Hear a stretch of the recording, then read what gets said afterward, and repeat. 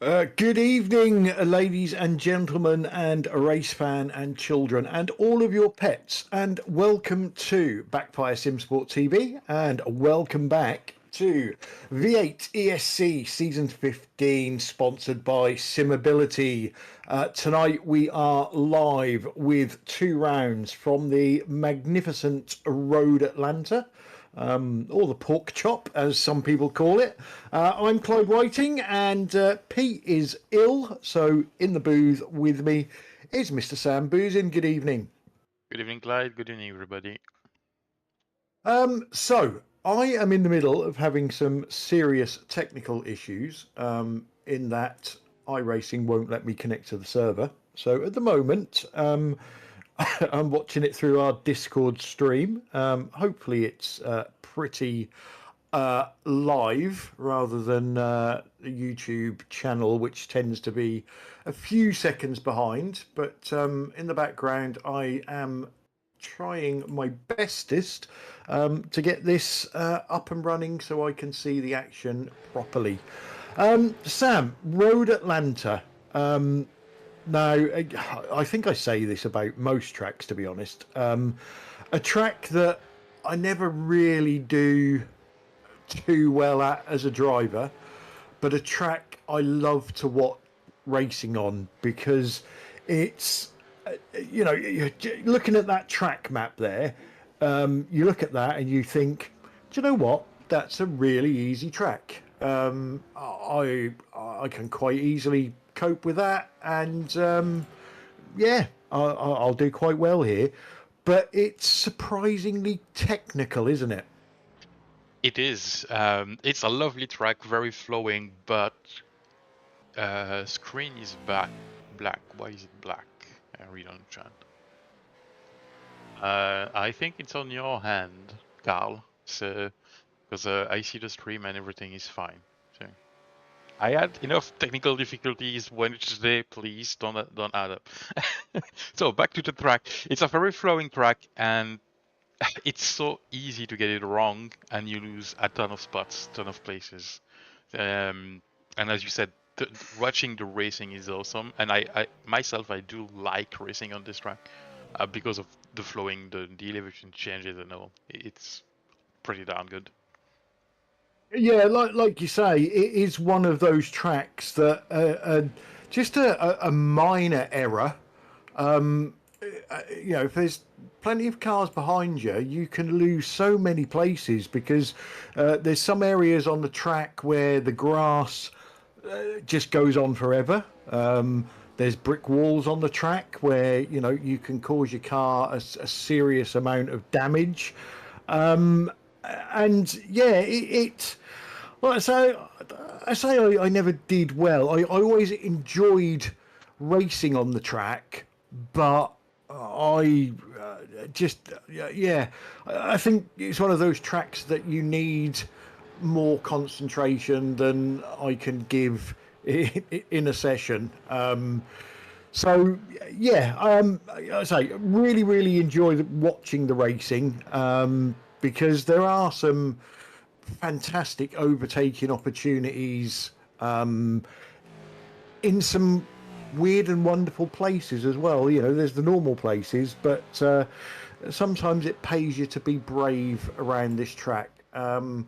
Incidentally, with my technical issues, I'm now giving up with iRacing because it just won't load past 15%. I have no idea what's causing it.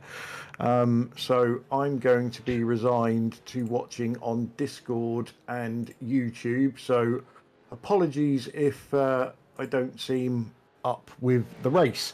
But the qualifying session has started, Sam. Last time out, we were at the magnificent Bathurst, and we had a double win from Tyler Newitt, which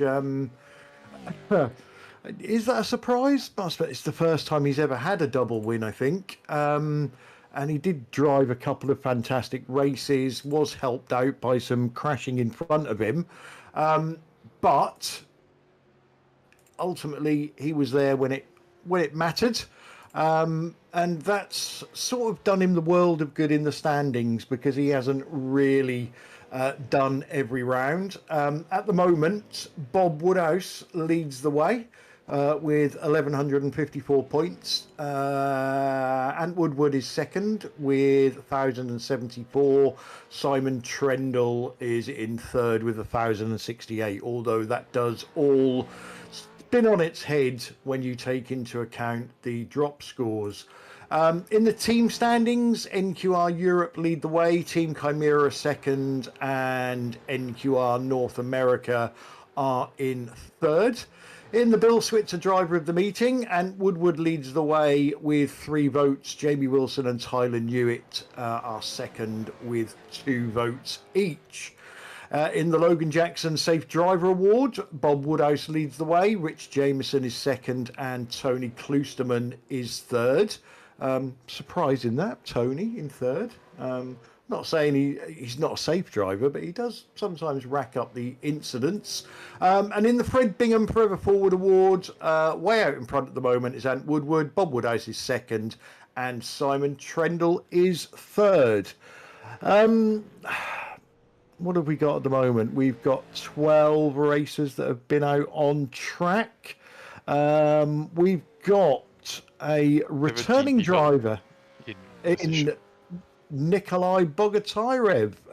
Hasn't raced for a couple of seasons, but he's back with us. I think there's more cars to come. But at the moment, most cars on their outlaps and getting to grips with the track, Sam. Yes, well, we already had a few laps, a few proper laps, because on these cars you do one outlap and then the first one you need to make a banger because the tires are gone after that. So you really need to make the most out of it. But we have a few people. Simon Trendle is done 2.5 laps right now and no time. So I guess there's off tracks in that. Because it's super easy to get off tracks at this track. The first S it's an easy spot, and it's basically the first real corner, so you have to take that into account as well. But I do think we've seen some of the good laps with Alex, Bram, and Bob at the front, but we're still missing a few people. Yes, definitely, most definitely. I don't know what. Oh, sorry, I've just managed to get the YouTube video working as well. I'm having some major problems tonight. Evening to Alex and Carl Hardy on the chat. I did hear you say something about a black screen, Sam, but it's definitely not at our end because I can see what's going on. So probably Carl Hardy had his eyes shut, I would have thought, and that's why he thinks the screen is black. So where are we at the moment? Currently, Alex Lado sits on provisional pole with a 1:19.1. Simon Trendle second with a 1:19.2, and fractionally behind him, Bram Dubois again on a 1:19.2. It's a double header tonight, so we have the 20-minute sprint race again, and then the 40-minute feature race. Pit stops hopefully will be required in the feature race, but not the sprint race. That throws a little bit more into the mix tactically. I'm just literally watching the cars on the track like you guys at home and watching the brilliant undulations of this track, the downhills, the uphills. The bone of the pork chop was always my problem. If you're looking at the track map, it's the far left of the track. I could get one of those right-hand turns correct, but not both of them, and not necessarily the same one every lap. I get one right and congratulate myself, get to the second one and get it all wrong. And that second right there, Sam, is very important, isn't it? Because it leads on to that longish sort of not straight with a heavy braking zone into the chicane at the end. Yes, it's probably one of the most important turns of the track because it sets you up, as you said, for the straight, not straight, and thanks Simon for bailing out of that one. And an important braking zone where we are right now with Alex, down the hill, heavy braking, one of the best passing opportunities on the track, but it's easy as well to miss your braking point at the guy that is on the outside. So. Yeah, definitely. I said I'd give up with iRacing, but I'm going to have another go at trying to connect. Although now it's telling me updates are required. What is going on? I've done all the updates. It's a crazy.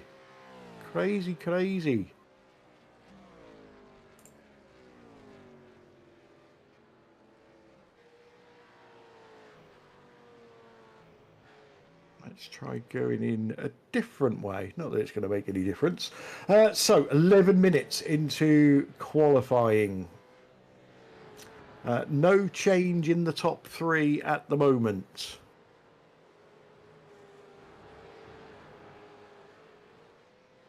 Sorry, I'm busily clicking buttons and nothing at all wants to work.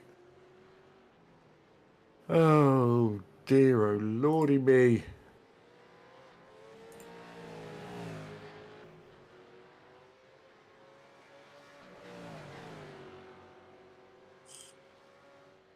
There you go. Carl Hardy says it's all sorted now. His eyes are open. I knew that would be the problem.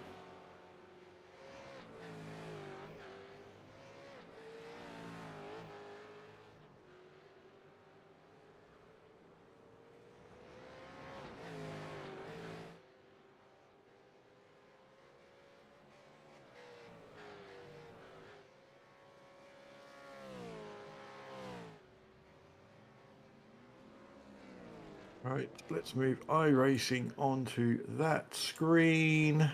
Apologies for talking to myself, folks. But this is very, very frustrating when things don't work. I wonder if I can go in by viewing somebody else.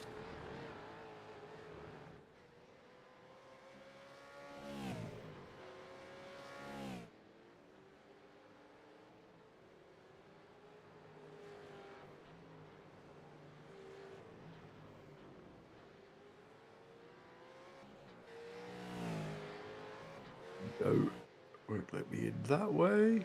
Oh.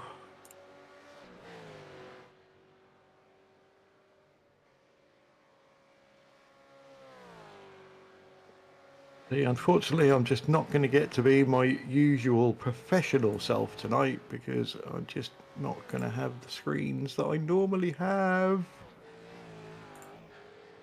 I'm going to give it one last try. And then I'm going to ask the community for help.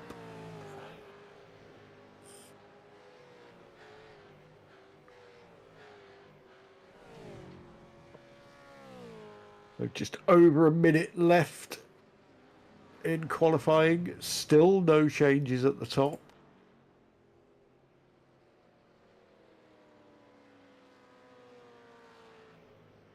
Apart from Alex Lado getting quicker, he's just done a 1:18.9.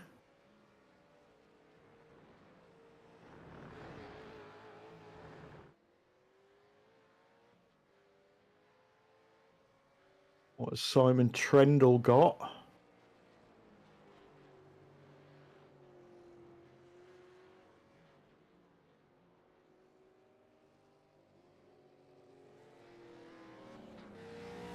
Okay, so if anybody can give me some bright ideas on what's going on with iRacing, I go to watch the session, I click through it, you get the picture of the track comes up, loading online session, it gets to 15%, and then it says it couldn't connect. Loading error, simulator appeared to be unresponsive for more than 27 seconds. That's a bit precise. I've tried deleting the track DAT file, the car DAT file, I've tried restarting the PC and nothing is working. So, qualifying is over. I'm going to have to put my glasses on to see this.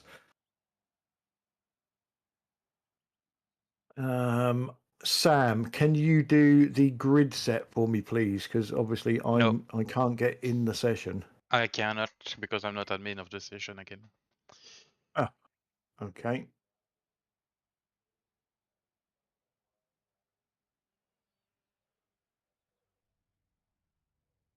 And I can't find the grid button. So to go the grid. We'll just look at the trees. Don't worry.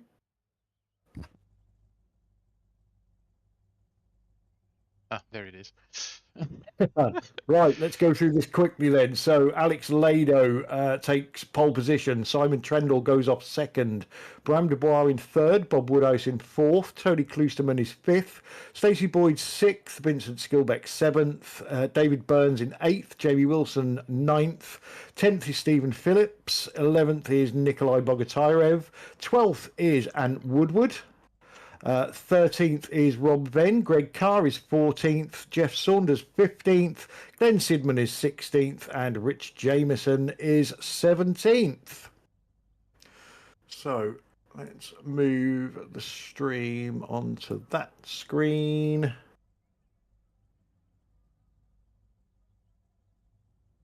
As we get ready for the green lights to come on. Apologies to the drivers if you're listening or if you're watching this back. I can't get into the session, so I can't do the usual 2-minute grid set.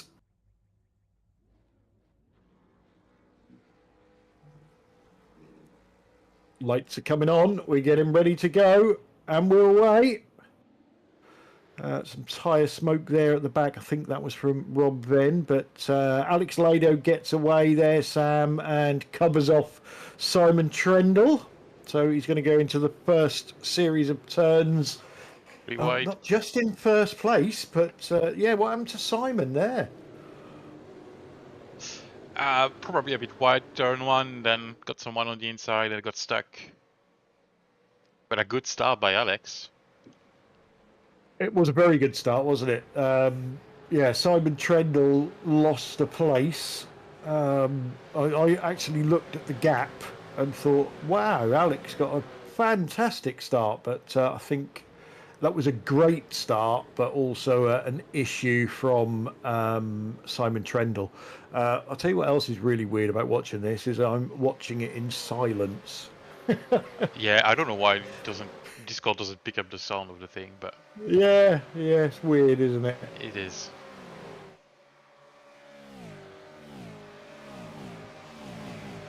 I won't hear any crashy noises, so I'll have to make my own. So, move there from Nikolai. He's not going to get round the outside there. Not at that turn, anyway.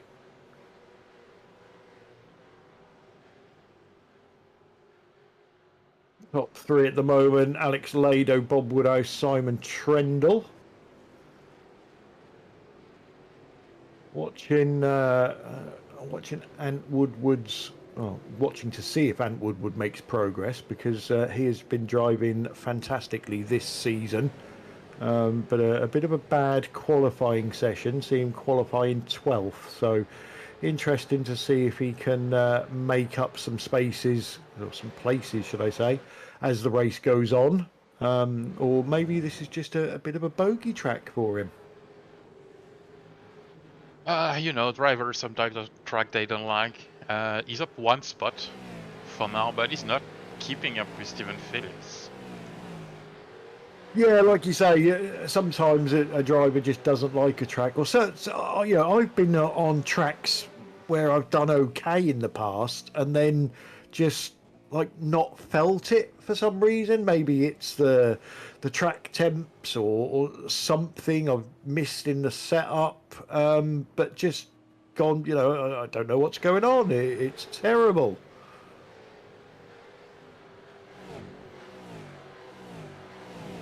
He's got his hands full right now with David in front and Nikolai behind. He certainly has. Stephen Phillips obviously passing David.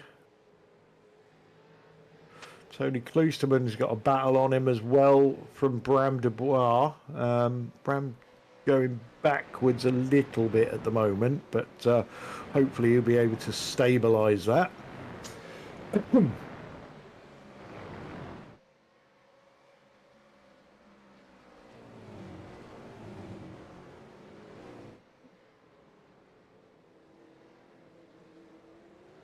Simon Trendle trying to see what shopping Bob Woodhouse he's got in the boot of his car.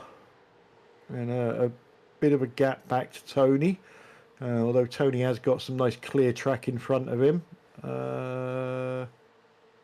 This is the not straight with the left at the end of it into the chicane. Simon's got that done. Nice move. I thought he was going to have to brave that out round the inside to get the around the outside to get the inside for the second part of the chicane, but it was all done and dusted before they got there. Indeed, and battle as well with Vincent Stacey. Oh, was that in the background? Jimmy tried. And that was Ant, yes. Completely missed that myself. Yeah. You should have got a mower on the front of that car. You could have cut the grass while he was there. Can get a job in the BSTV farm then. That's what you're saying. I'm surprised he hasn't been on there yet, to be honest. Especially if he finds out we've got sheep. I don't want to know. I really don't. Right, I'm watching that gap at the front now. Almost 1.2 seconds first to second. Let's see what Simon can do with clear track in front of him. Tony's got himself into a gap forwards and backwards. Apologies, I nearly sneezed my head off then. Oh, that's better. But some nice battle packs, Sam. Stacey Boyd backwards. So actually, Vincent Skillbeck backwards. 6 or 7 cars, all very, very close. From 6th to 12th. You can almost count Bram with them. He's right ahead. Yeah, pretty much, yeah. Jimmy with them, pretty close. Then you've got the battle with Greg and backwards as well for 14th. Yeah. Yeah, it's all going on. Oh, bit of a lock up there. I think that was Vincent. It was. What's happened to Stacey's paint? I looked on the website and the paint is for Mustang. Aha. Possibly joined in the wrong car. Oh. Simon made a mistake? He certainly has, because he's back in third again. So, oh, he was catching Alex as well. He certainly was, wasn't he? Yeah. Oh, yeah. We go. Yeah. There you go. Meanwhile, the battle is raging. Yeah, that, folks, is how easy it is to make a mistake. Oh, careful, boys, careful. Yeah, I think it was a bit of solitaire between the two. They're still at it. Make it 3 now. I think Stephen's got that done. Yeah. And now the next 3 in the queue also want to have a go.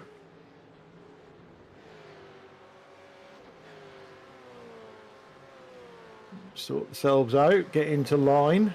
Stacey's having another go. No, he's having another go back, isn't he? Yeah, you've got the slipstream having a big effect in this straight, even if it's not straight. And you've Yeah, got like a no, got of 5 cars, so you can yeah. expect the last one to have the biggest toe, which is completely insane. Oh, Oh, there we go. Everything's sorted. yeah. I thought, well, to be honest, ultimately Stacey did do the right thing by writing Stephen and then waiting for him. But I thought he'd done the right thing going into that chicane because rather Oh, than trying, oh, okay, we'll have a few things to was unpack right there. Oh, still going. there's another one round as well? Yeah, they're all at it. I didn't actually see what happened there. I just see the two cars sideways. Okay, let's first go back to what happened to the chicane, and we have both Yeah. battle. I think there's a touch between Stacy and Steven Yeah, on well, I the thought inside. Stacey had done the Yeah, right thing by tucking in behind him. Obviously, just give him a nudge, but then did wait. Then you got a fast pack getting yeah. in with the slower This cars. is Rob Van and I think Greg Carr. Yeah, on turn 1, and they touch, and then Yeah, it's just behind. yeah. After that, that was just Yeah, the aftermath of that first exactly. incident, wasn't it? So that has spread the field a little bit.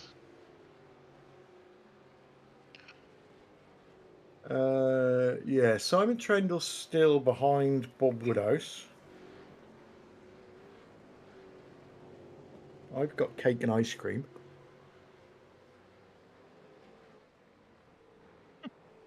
Can I have one? Feel free. Would be melted by the time I get it. Although it's not super hot, but I think still too much to get an ice cream over.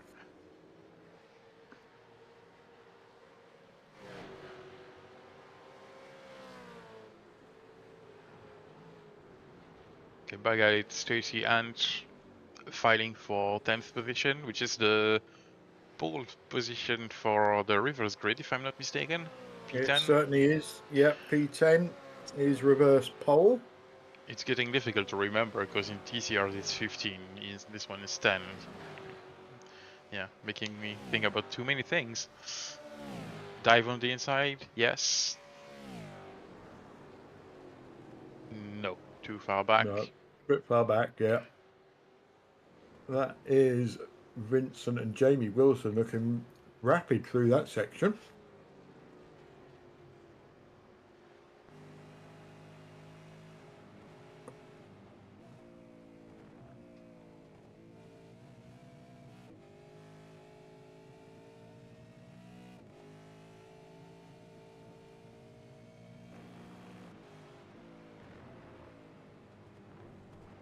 I do love that section of the track. Yeah, it's my favorite part. You have Very to get easy it to right get though. wrong. Yeah, yeah, it's very easy to get wrong, but it's Exactly. great when you get it right.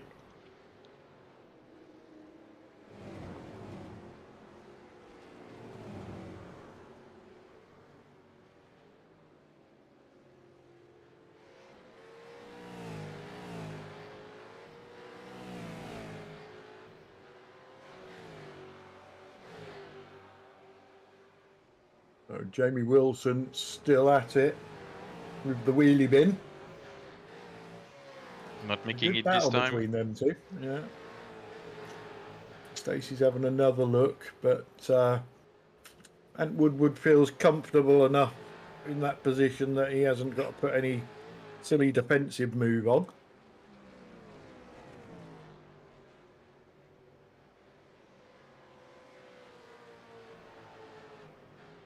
I think we were on board the previous lap, but I think it's the second time Jamie has a wiggle at the back on this first part of the track.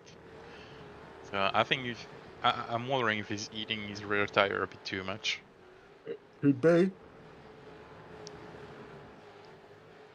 Another battle starting to form in front of us. Steven and Nikolai. Yeah, good to see Nikolai back. Yeah, you're taking the mouth out of my the words out of my mouth. Or the mouth out of your words. Yeah, I was about to say the mouth of my bush, which is mouth in French, which doesn't make any sense. So I don't know why my brain just farted. Sorry, it happens more often than I would like. As long as you're not taking the ice cream out of my mouth, we'll be all right. Nah, I don't want to take it from your mouth. Thank you. I'm surprised to see so low move on the inside of that chicane. Just people are peeking and thinking about it, but they're just backing off. Are they possibly hitting the rev limiter? You think so? Nah. Could. Yeah, Yeah, I could be. don't know. Just a possible.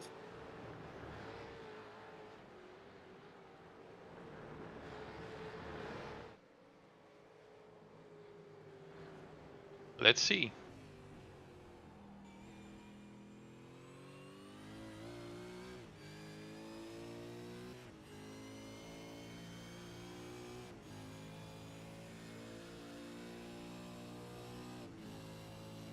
That does sound pretty short.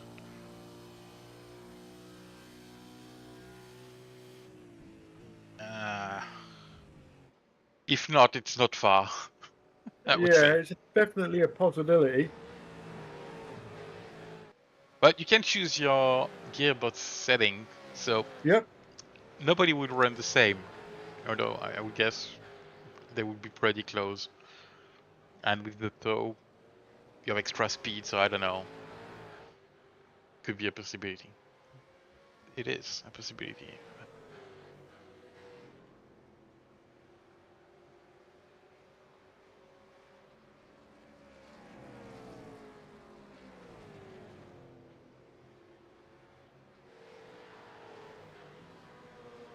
So I think Bob Woodhouse and Simon Trendle are catching Alex very slowly, but with a short 20-minute race. I don't think they're going to get close enough to him without him making a mistake. Yeah, it's pretty stable. I've watched the gap a bit now, and it's around 0.9, and it's been like that for a few laps. The thing is, if Simon tries to attack Bob right now, they're gonna lose time on Alex and completely give up Yeah. the fight for first position. But if Bob cannot catch Alex and Simon feels he's a bit faster, he needs to try to make the move. So it's a rough call. There we go, move on the inside. Yeah, but then he's on the outside for the next one. Sometimes you Yeah. can get the cut back, but no, he lost the front a little bit there.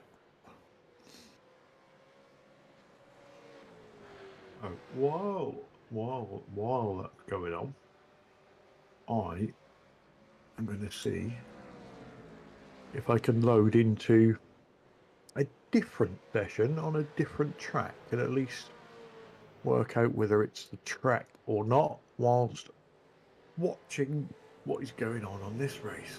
No. Side by side for the S's. That brought and Stacy right in this.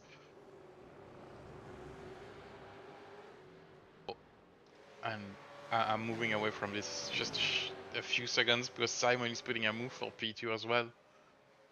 He certainly is. And I think he's done it. Oh, Bob's fighting back. Bob was very, very late on the brakes, but that was the same move as the first time he got past him. Yes, and in this battle, so Steven went ahead and passed Nikolai as well, and Nikolai went backwards 2 positions in P10. Whew.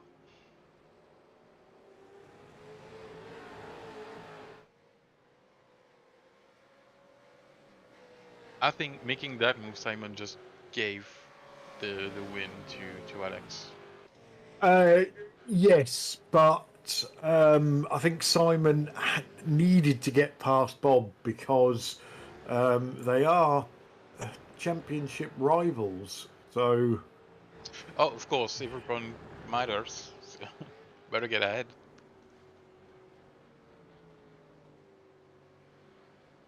I don't know where to find anything on iRacing anymore. Not on the website. No, I'm trying. I wonder if it's that button. So one thing I didn't do, which shouldn't make any difference, but I didn't do the optional updates. I only did the required updates. So let's fire that away. Doing the Meanwhile, optional ones. white flag. Yeah, will we white flag this lap? But it is. So this is Nikolai and Woodward in front, Stacey Boyd behind.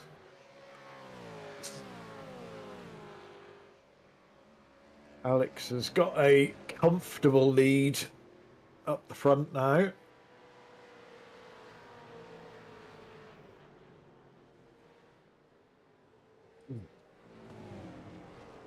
There you see him.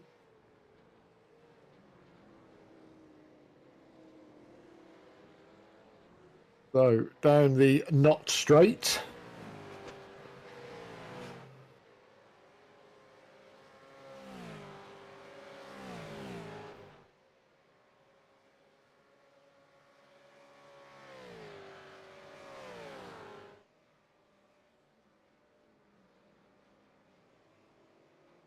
Navigate the chicane.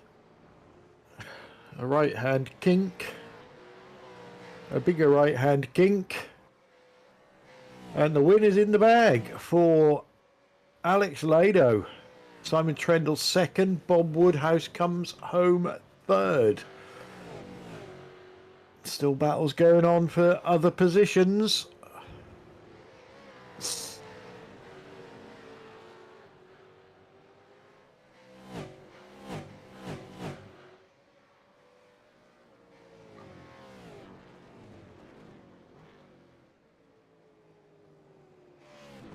Ben will be the next one to cross the line.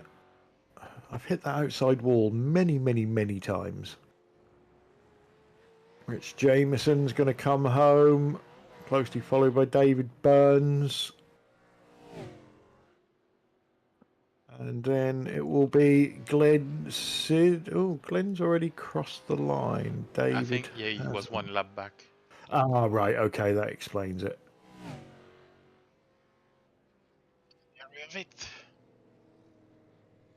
So, returning, only because I think he's missed the last couple, who definitely wasn't here last week, but returning to the track, good win there for Alex.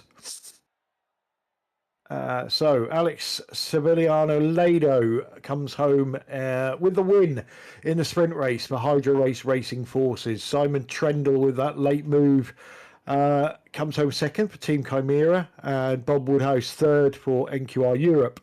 Tony Kloosterman, NQR North America in fourth. Brad Bois, NQR Europe in fifth. Vincent Skilbeck, Wheelie Bins Mayhem Republic in sixth. And seventh was Jamie Wilson for Team Chimera. Eighth, Stephen Phillips, Dashhound Racing, and Ant Woodward in ninth for NQR Europe. Nikolai Bogotyrev for Simability in 10th. Therefore, will be your pole sitter for the feature race.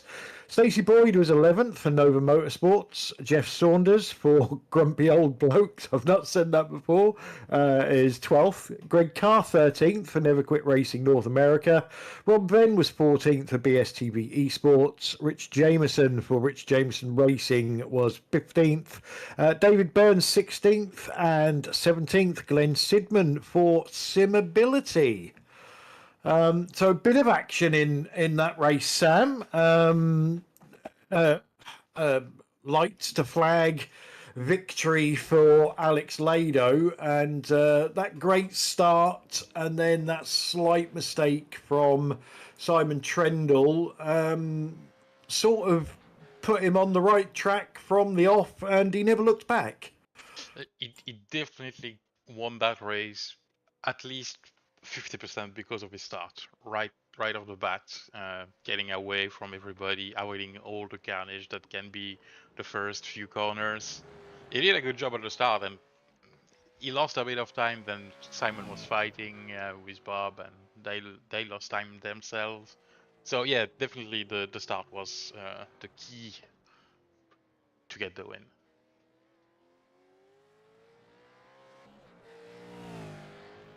Sorry, it was just clicking some buttons then just to see if I can get in the session. So yeah, like you say, the start sort of done it for him, and then we had some good battles further down in the pack. We had that 5-6 car gaggle, didn't we, for a while? A little bit of touchy, which, you know, to be fair, we do get with these cars.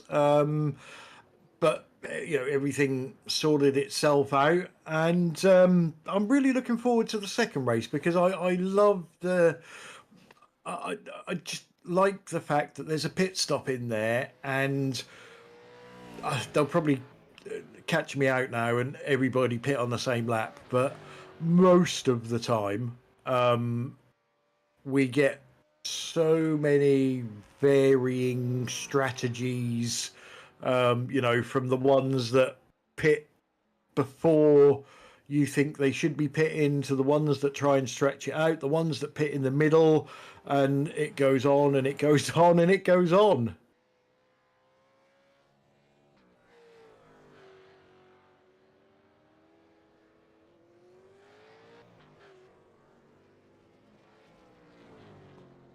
So, you know, I've done updates. I've done all of the updates, and I've still got the same loading error, so I give up.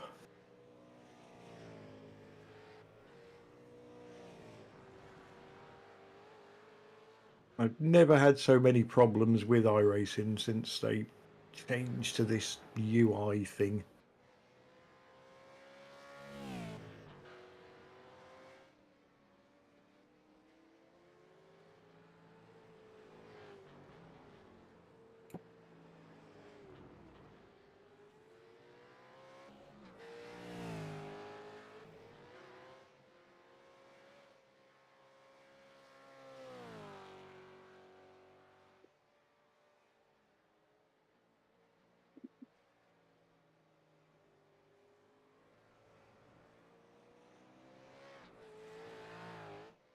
Right, so at the moment, we have the drivers in their little warm up session of 10 minutes. We call it a warm up session, it's not really a warm up session. Some drivers go out, most don't. It's a chance for the drivers to use the bathroom or get a drink or shout at the cat, do whatever they really want to do for 10 minutes before they have to go again in the 40 minutes feature race. So as me and Sam was just discussing there, obviously there will be a pit stop for all these drivers. There will be varying strategies. There will be people that get it right. There will be people that get it wrong. But it certainly does. It throws into the mix lots of different things. You know, the undercut worked wonders last time out. We've seen the overcut work wonders. It it also throws in the mix the chance for a driver to make a mistake. Now, I don't know what you think, Sam, but I don't think the pit lane is particularly tricky here. Although drivers still have to make sure they're on the speed limiter and don't speed. I wouldn't agree with you on that one. I do think the pit entry is really tricky on this one. Really? Yeah, because you have to stay well on the right. It's downhill. It's a bit. There's some curves in it, and then the speed limit is after the kink, the right kink. I would say this one is tricky. I always struggle at least. And with this car, if you pit late, you will have worn tires. The braking won't be as good. We'll see. I wouldn't be surprised if there's one driver that do a speed limit Yeah, speeding in the pits. I've had more trouble with pit exit than pit entry here, because as you come out of the pits, the track is naturally turning right, and you want to get over to that left hand side so that you can arc that turn, but the blend line goes on quite a way. And obviously, if you come across that line, you'll see it as the car goes out. So that's where you want to be getting over to the left, but you can't until you hit that blue line. That's when the track becomes yours again. So I've been penalised many times for coming out of there and getting across on the left too quickly. And you will have to take into account traffic as well, coming from the left. Yes, definitely. Even if you cross that blue line on the right and you think, okay, I'm gonna go to the left now, if there's someone on your left, you're just stuck. Yes, yeah, you need eyes in the back of your head. Obviously, watching for what's coming up behind you. Obviously, drivers tend to use their relative screen in iRacing. That can be a good help. It can also be a little bit confusing at times. But yeah, it's, as Sam quite rightly says, it's another consideration of the pits. It's, you know, most cars, do I or don't I take tyres? The drivers will always take tyres on this car. If they don't, they're absolutely mental. How much fuel am I going to take? Where am I going to brake? For the kink going into the pits, where am I going to hit the pit limiter? Where's my pit box? Coming out of the pits, the blend line, the blue line, the traffic. There's a, you know, for a fairly quick pit stop, there's a lot of things going on in a driver's head that, you know, can, and we've seen it many times, ruin a whole race for a driver. There's that, and there's also the traffic element. We spoke about it at Bathurst, but if you get out, you pit early, you get out in traffic, you're not Yes. gaining as much time as you would. But if you're in clean air with fresh tires, you gain that time, like they do in real life. It's basically the same. But you will pay the price at the end, so you have to, you know, still manage your tires pretty well, not use everything at the start, where people pitting later can come back at you and have something to fight and maybe pass you at the end because you don't have the tires left to fight against them. Yeah, we've seen that many times, haven't we, Sam? Where drivers pit early, come out of the pits. They've got 4 new Dr. Feelgoods on, and they're just carving through the traffic like it's not there. And then 5 laps from the end, the tyres just drop off a cliff, and they end up in a worse position than when they started. Yeah, exactly. That's basically that. Yeah. As we are coming to the end of the warm-up, there you go. Yeah, we are reliably informed that Mr. Kloosterman will do the grid set for us. So hopefully the drivers will get a little bit longer to grid up, and I will get a little bit longer to read the grid out. So your reverse pole sitter for the feature race is Nikolai Bogotyrev for Simability. And Woodward is in second for NQR Europe. Stephen Phillips in third for Dash Hand Racing. Fourth is Jamie Wilson, Team Chimera. And fifth is Vincent Skilbeck, Wheelie Bins Mayhem Republic. Sixth is Bram Dubois for NQR Europe. Seventh, Tony Kloosterman, NQR North America. Eighth is Bob Woodhouse, NQR Europe. Ninth is Simon Trendle for Team Chimera. And race 1 winner Alex Lado is 10th for Hydra Race Racing Forces. 11th is Stacey Boyd for Nova Motorsports. Jeff Saunders, Grumpy Old Blokes, goes off in 12th. 13th is Greg Carr, Never Quit Racing North America. Rob Venn goes off 14th for BSTV Esports. 15th is Rich Jamieson for Rich Jamieson Racing. 16th, David Burns. And 17th is Glenn Sidman for Simability. So we wait for the lights to come on. And we're still waiting for some drivers to jump on the grid. Alex Lado and Jeff Saunders, not currently on the grid, but they've got some time.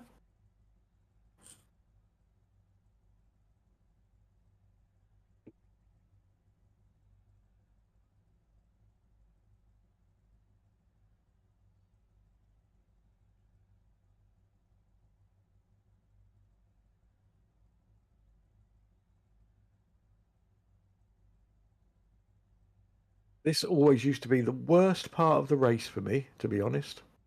Oh, I hate waiting on the grid. Sitting on the grid, It's awful. panicking about everything that and anything that could possibly go wrong. I usually put my tires on off. I check 5 times my fuel and all, and then just and mess then everything up. forget to put the car in first. I think it happened to me once. And we're green. A bit of tyre smoke from the front. Stephen Phillips looks like he's got a good run off the front. But Ant Woodward, I think, will lead into turn 1. Yes, he does. Not a good start from Nikolai.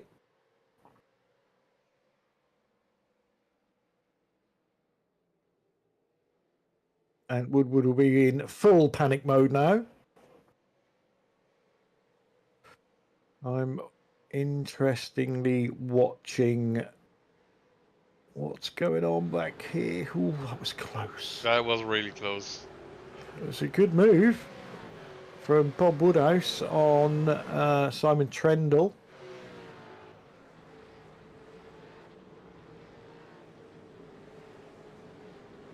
These three obviously were your top 3 in race 1, so it'd be interesting to see how far up the grid they can get. And Woodward will be wanting to make hay while the sun is shining and get away as quickly as he can.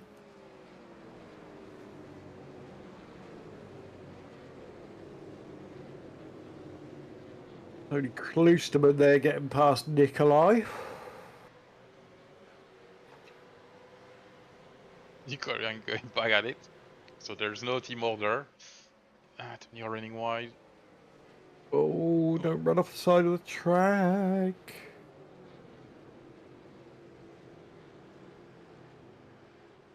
Simon says thank you. Get 2 places from that. Yeah, Alex will want to get past Nikolai as quickly as he can. He doesn't want to see those two disappearing up the road.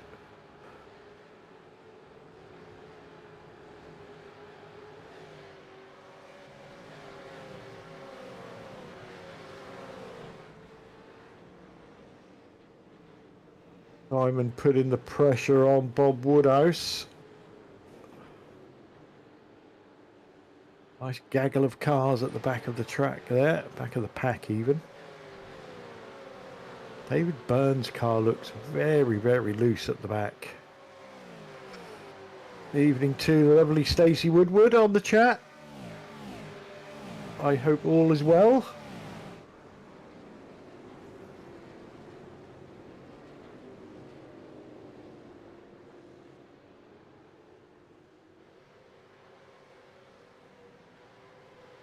Right, where is Alex gonna make this move? Oh, both of them sideways around that corner. Yeah, I think there's 2 brown pounds right now, at least.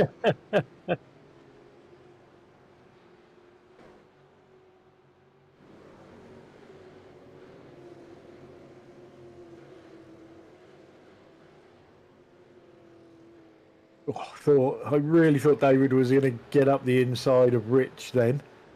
Yeah, I don't think that's the right spot to do it. It's not, but I honestly thought he was going to go for it. Right, battle is on for the lead now.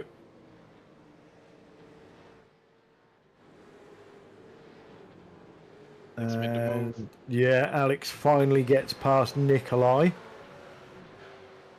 Happening everywhere. Yeah, David's still trying to get past Rich. Let's go back to the front from the chicane. Move on the inside.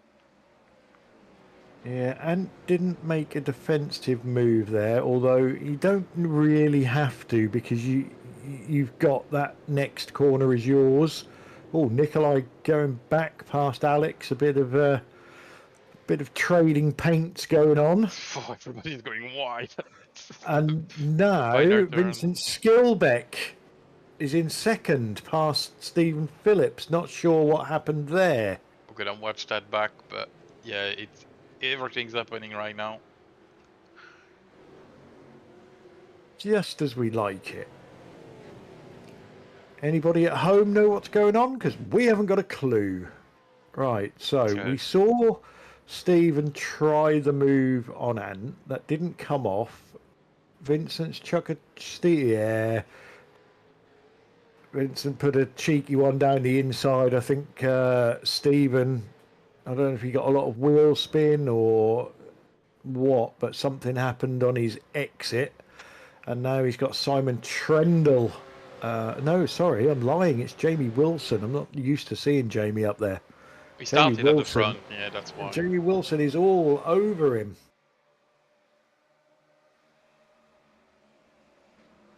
Thinks better of it there. Yes, Simon. Then the battle of 5. Yeah, this has been, well, especially those two at the back, that's been raging for a while.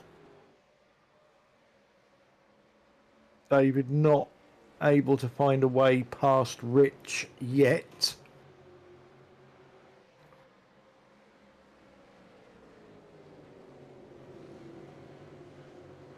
So Ant's got a different car in his rear view now. I know the drivers are a little bit wary of, not so much of Vincent, but of Vincent's connection. So they do try and give him a little bit of extra room where possible. Whether Vincent uses that to his advantage or not, we'll never know. But look at that gaggle.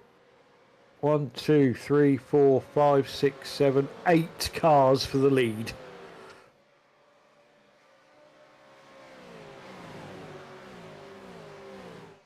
If anything, Ant's going away slightly. Yeah, I think Stephen's putting pressure on Vincent, which obviously is helping Ant.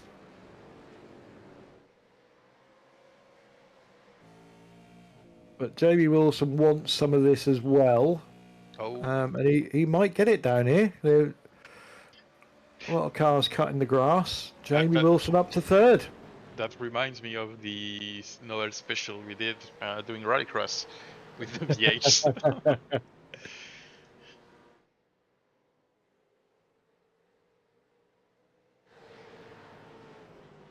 So these two still together. Still in the same order.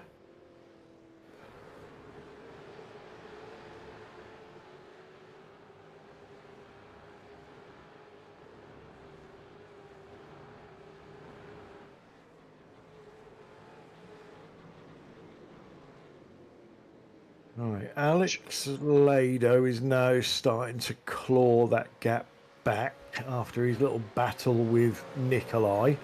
Yeah, and with all of these battling, I think he will catch back. Yeah, that's literally what he wants to see. He wants to see all of these cars in front of him, side by side, in twos.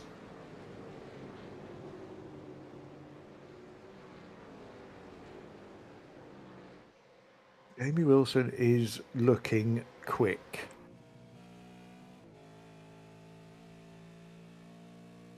Now, which one of these top group stuck in traffic are going to risk pitting early? It is a bit too early. It is at the moment, but the pit window will be open very soon.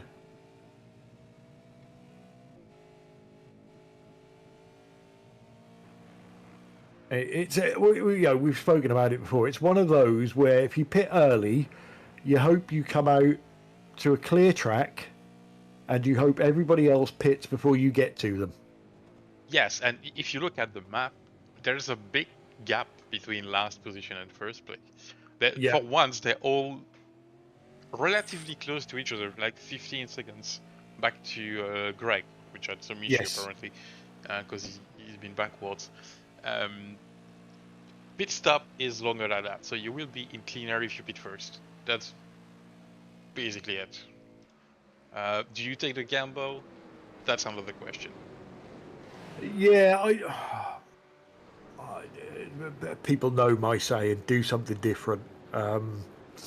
I would be, there's the move by David, but he's going to get it slowed down. Yes, he did. Well done. I thought he was going to slide off into the grass there. So that move, David on Rich, was a long time coming, but he's got it done eventually. That gaggle of cars, they're all quick. It's going to take something special to make a move, or it's going to take a mistake. I think if I was stuck in there, I would be tempted to try that undercut and see what happens, because if I do the same as everybody else, I'm just going to finish where I'm running at the moment. Now, you might be happy with that, but just looking at them names up the top, they all want wins. Yeah, and I'm surprised that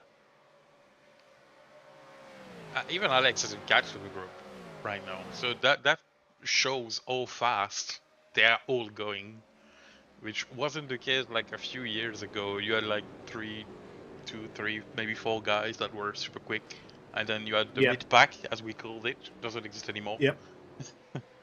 You've got the pack, and that's it. Um, it's just insane to see the pace they all have, and that makes for awesome racing. It's great to see the races, but it makes it very hard to pass at game positions. Yeah. Yeah, that's it's the good side and the down and the bad side, isn't it? All in one. You want drivers to get better. You want drivers to get quicker. But when they all do it at the same time, then it makes it very difficult for some drivers to get past other drivers. But equally, to counteract my own argument, it also puts pressure on a driver not to make mistakes, because say Ant Woodward in first position, one mistake he could find himself in eighth position quite easily. Yeah, basically, maybe even further depending on the mistake he makes, as he's under pressure from Vincent. 4 of them The back. there that you can throw a blanket over. Oh, that's Jamie White. There we go. Tony's Bailey to the pits. So he's the first one. Yeah, Oh, that's bad. that's wide. That's very wide. There you go. Back down to fifth. So, to see something because I'm not sure. We are on board with Tony, and there might not be anything, but I think I saw him sideways. Ooh, see? I think he's Yeah, too yeah, fast. definitely, yeah. Well, with how iRacing works and how they think the pit speed, he might get away with it, but in a real supercar race, he would be flagged for that one. I'm pretty sure, because he wasn't on pit limiter and he was too fast entering. But as they use the NASCAR rules, he might be alright. Yeah. It's on the edge, but he might be alright. We'll see if he goes back to the pits or not. I don't know if I can see it. I don't think I can. Yeah. Trying to see if he has a black flag, but I don't see it in the session. Yeah, I can normally see it, but obviously I can't get in the session, so... Okay, so more pitters. Oh, Alex misses pit box. He did, didn't he? Yep, Yes. yeah, that's costly as well. That's a mistake you don't make. I was right to avoid making it. Because same thing, it's so tight. And Tony is going by, and I think he gained a bit of time. I don't think Simon was that far. Simon was stuck behind Bram, or Bob, sorry, not Bram. Um,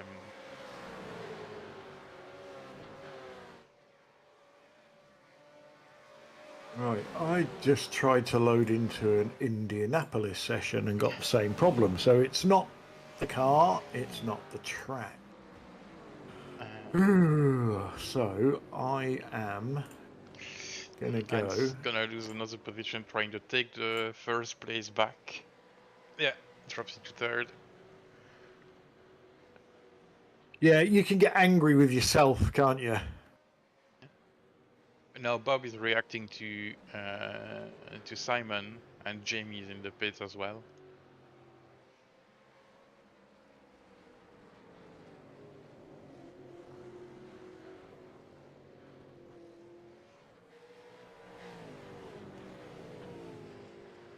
It would be interesting to see this. Yeah, so He's rolling. He's cleared him. yeah, There he goes. yeah, I was going to say by a long way, but it wasn't as long as I thought it was going to be. Well, it's he gained 3 car length plus what he was behind him, Yeah, basically. And the actual pit stop time for both of them, it's and Simon had a longer pit stop. I think I can show stop time. There you go. So Simon had almost a second longer in the pits. So that's how much are worth new tires. It's just insane. But compared to the guys that are still running on old ones, they will pay it at the end. That's the throwback.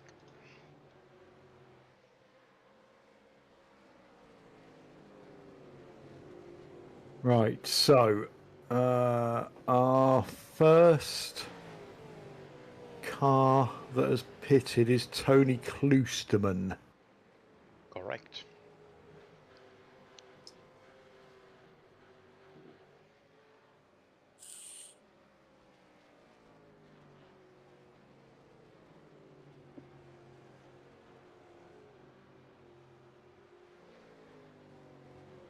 So what are these front guys gonna do?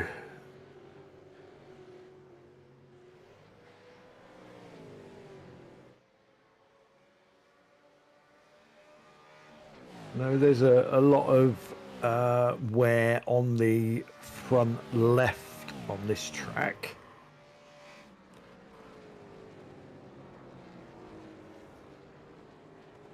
So Tony would be, even though he's on the fresh rubber, he will hopefully be trying to save a bit of that rubber as Vincent comes in from second place. I don't think that's a bad call, if I'm honest. I think he needs to cover people that have pitted already. But that will give us an indication on Tony Kloosterman.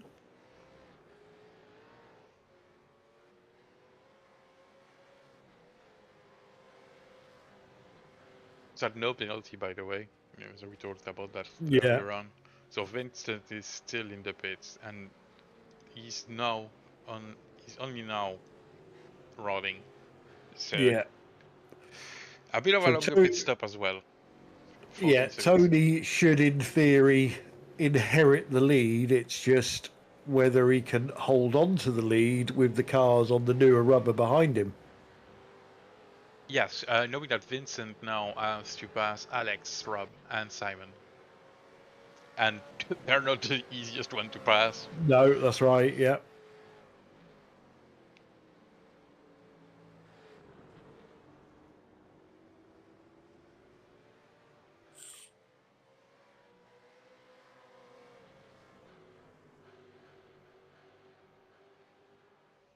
If you're not committed to an early pit stop, I think you need to wait really, really later into the stints to really get the benefits of the tires at the end. Yeah, I think you're right. You know, especially if you're like Stephen Phillips and leading. Just If wait. if you don't go in at the earliest opportunity, you need to wait as long as you possibly can. Yes, Let and get the everybody lead at the else, end. yeah, let everybody else wear their stuff out, but give yourself enough laps at the end of the race to do something with that fresh rubber on. And I say that I never did it myself. I always picked in the middle of the of, of the race Yeah, because I thought I'm it was exactly the the same. easiest way. Yeah, I just used to panic. It was not panic. It was more like if I pit too early, by the end my tires would be gone. I would be sideways everywhere. Yeah, And the same goes for the other way around. I would be sideways everywhere, especially at the start. When you get the start, you're battling with people and you're using a bit more of your tires. So, yeah, I used to pit around the 45-50% of the race, which is probably the worst thing to do. yeah, you'd think so, wouldn't you? But you know, If it keeps you on physics track, and maths tells you that's the best time to pit, but it never works like that because that way you're getting the best out of both sets of tires. But yeah, it but you never, lose track positions. yeah, never works out. Exactly. So Rich Jameson is in the pits. So top five still haven't pitted.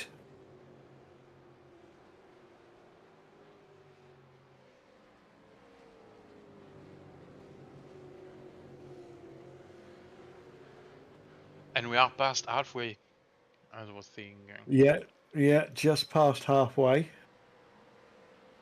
I'm having an Ant Woodward moment at the moment. I can't get iRacing to load, so at the moment I'm going to uninstall it and never reinstall it again. I probably would have calmed down by tomorrow and have another go at it. Well, Tyler the Smiler has joined us in the booth. Good evening, Tyler. Hello. Hello. I hear you've managed to injure yourself playing Tiddlywinks. Confirmed I have a new bone in my toe. I Excellent. broke off of the old one, so yes, yeah. Generally, unfortunately, I am a very klutzy person. Oh, Ooh, Alex ran wide. yeah. Pushing hard. That won't do his mood too good.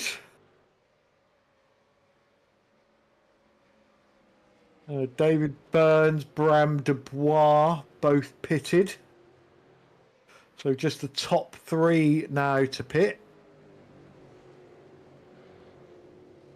What have you seen of the race so far, Tyler? Have you seen all of this race, or have you literally I have seen just the got last back? 3 minutes, so Right. I'm just trying to get my bearings here.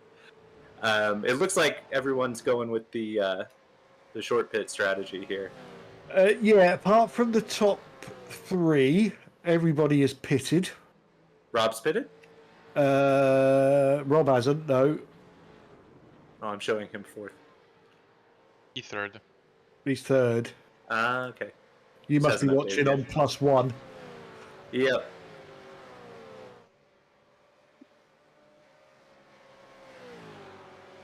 Yeah, I did some laps around Road Atlanta yesterday in preparation for the race that I didn't get to run. It's real tricky in this car. Honestly, it's very. I mean, the car's always slidey, but it's very particularly slidey around here. Yeah, there's a lot of directional changes, isn't there, on this track, and we know the car doesn't like lateral movement. It's not fond of it, no. Understatement of the year. Yeah, well, I mean, it loves lateral movement. Ooh, Rob got a little sideways there. No, it loves lateral movement. Full on slides sideways out of control, but yeah, controlled lateral movement is a little trickier. Yeah. So Simon Trendle putting a lot of pressure on to Tony Kloosterman, and this it really is the battle for the lead. Tony may have an ally in Bob Woodhouse if Bob Woodhouse can put pressure on Simon Trendle and let Tony disappear up the road. But at the moment, Bob's not quite close enough. Well, we saw the NQR guys working together at Bathurst, or I saw them at least. But Simon's making the move here now. Yeah, that's a difficult move. That. Oh, and Bob's right into the back. Yeah, and is he gonna lose out to Vincent? No, he just manages to get in front. Alex trying around the outside of Vince there is not going to end well, and he wisely tucks back. Has another go, throws it up the inside. I didn't get the chance to run with other cars when I was practicing yesterday, but I did wonder where passes were going to be made here. I don't know where they were made in race one, but it's there's really the chicane is the only place. But as we saw with Simon and Tony, it's so easy to just maintain the inside, get a good braking run, and kind of defend it. Yeah, as you say, historically that is the place to make the overtakes. We watched Simon Trendle go past Bob Woodhouse twice, but actually got the move done before they got to the chicane. Sometimes you can go on. Oh, I was just going to say, you have to have a good enough run that you can fully complete the maneuver by the time you're done braking, because if you're still alongside, you can try and close the door, but it's going to probably end poorly for you, as Simon has another go at it.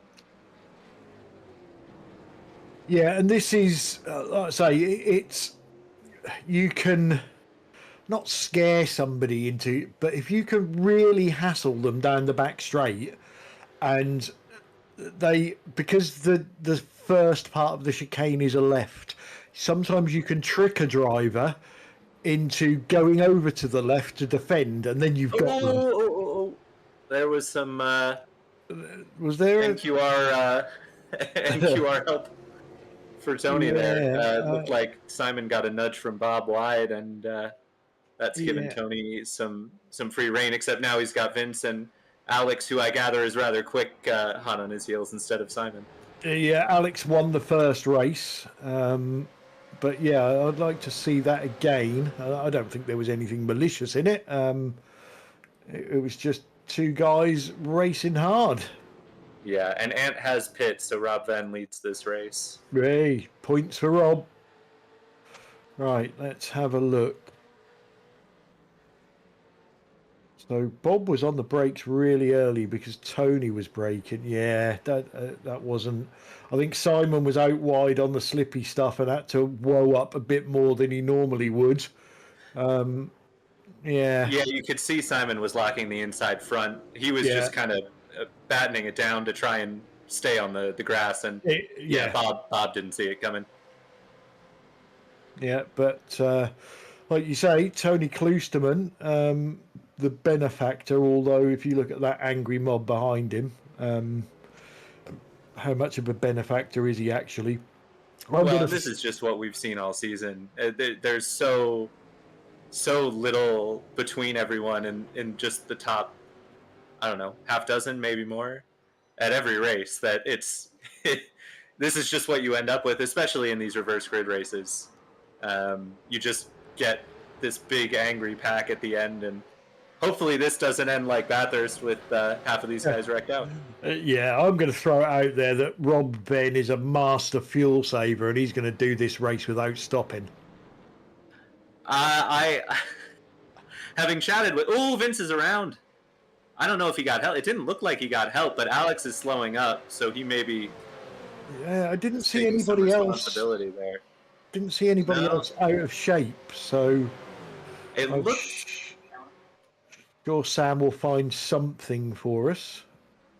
Vincent said something. I didn't hear what it was, but it looked like. To me, it looked like he was all on his own, but I'd have to see it again. Right. But now here it's an we NQR go. 1-2. Well, 2-3, but So, Vincent was.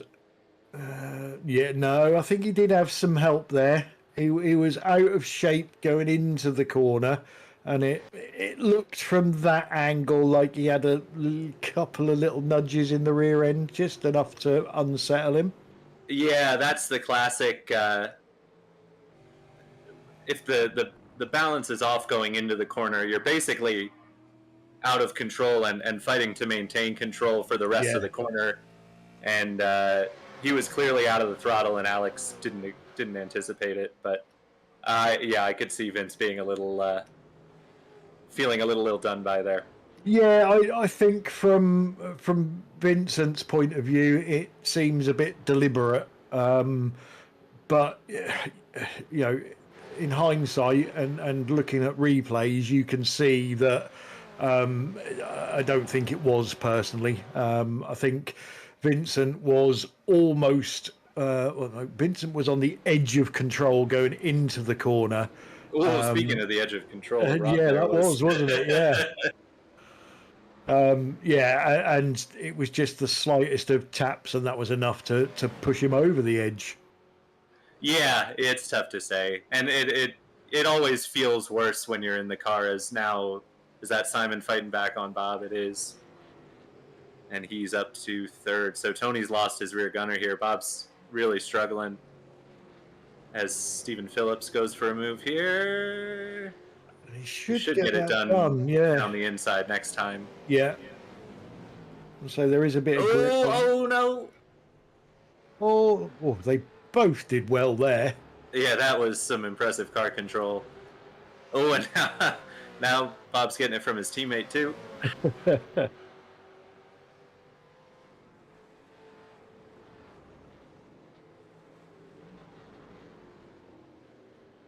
Yeah, so Alex second after a double win. He's got nearly 1.5 seconds to Tony Kloosterman and 8.5 minutes to try and catch him and pass him. With the way he worked through that pack, it certainly seems like he has the pace and has the moves to make if he gets there, as Rob thinks better of that one. But yeah, it seems like if anyone's going to do it, it's Alex, but then we know Simon is ever quick too. So yeah, I think that top three is going to be the fight for the win here. Yeah, and throw into that mix that Tony's on the oldest tyres. And Steven in P4 has the newest.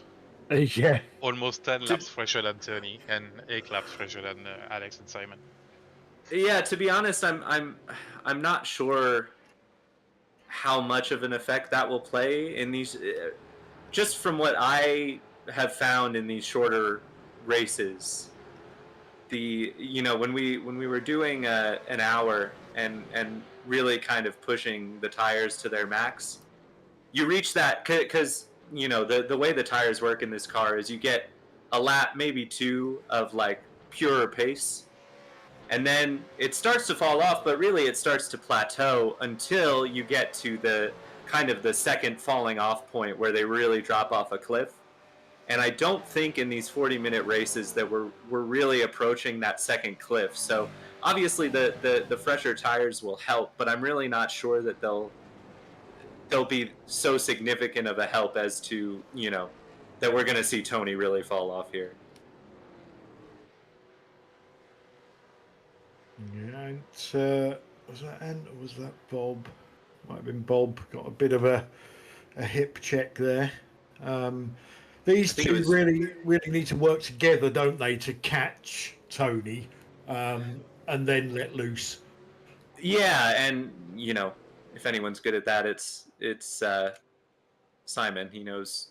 I don't think there's a better strategic mind in the field. So yeah, I I think he's probably going to sit here until it looks like they're not going to catch Tony, and then he'll work on a move. But yeah, we'll have to see on that. I mean, they're catching Tony now. It looks like, I mean, that gap is visibly coming down. So I think it'll only be another lap or two before we see Alex try and move.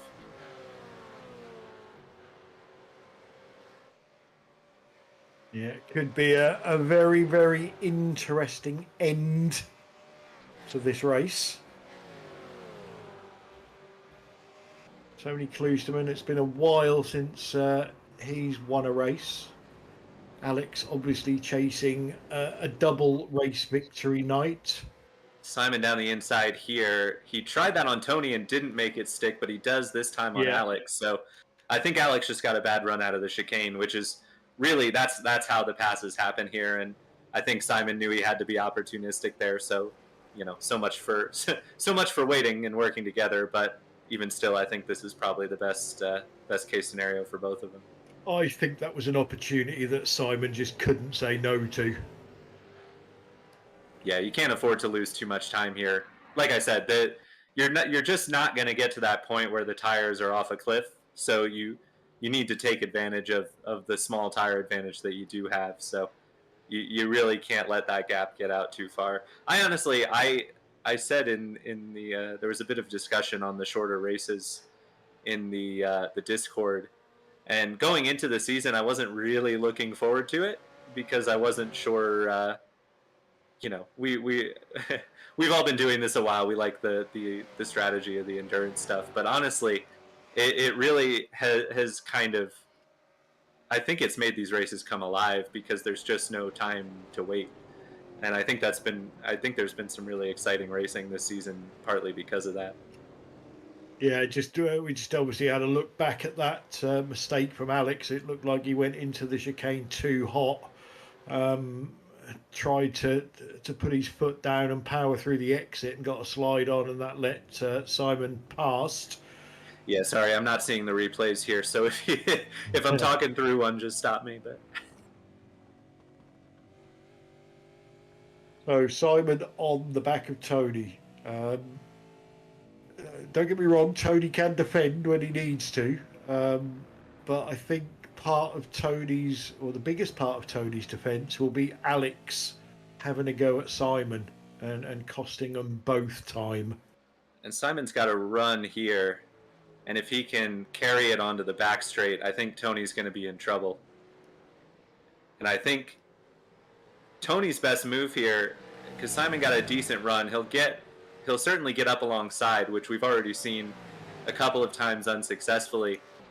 But Tony needs to kind of hold the inside here and see if he can't get Alex up alongside Simon and get them fighting. And Simon knows better. Yeah, agree. Yeah, give him that side of the track and try and drag.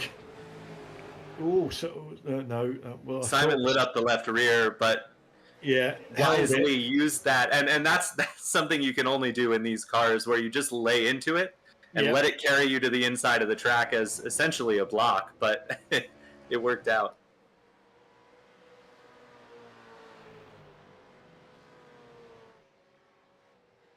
So 2.5 minutes. This is going to be really close to going the extra lap, I think. It's going to be... I don't know if anyone's cutting it close on fuel, but they're going to be pretty tight from when they cross the line. I think it's about a minute 20-second lap. Well, if we do go the extra lap, we'll soon find out who cut it short on fuel. And a lot of the field do. Well, see, that's one of those things. I always end up in the cool-down room with Simon, and from my eyes, he must have underfilled by like 20 gallons. And I ask him, and he says, "Oh, no, I wasn't saving it all. I had enough." Yeah. So, don't they all say that, though? Well, Simon does, for sure. Yeah, Simon's very wary, isn't he, in that, going into that chicane? Yeah, he kind of put the... feigned as if he was going to make the move on Tony in order to kind of stave off Alex. I think this is going to go one more. I think we've got 2 laps left. I think we have, yeah. This one and another one.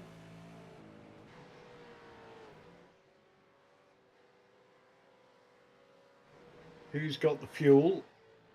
Who's got Simon the is challenge? right on Tony, but so is Alex on Simon. Yeah. This could be a win for Stephen Phillips. It certainly could.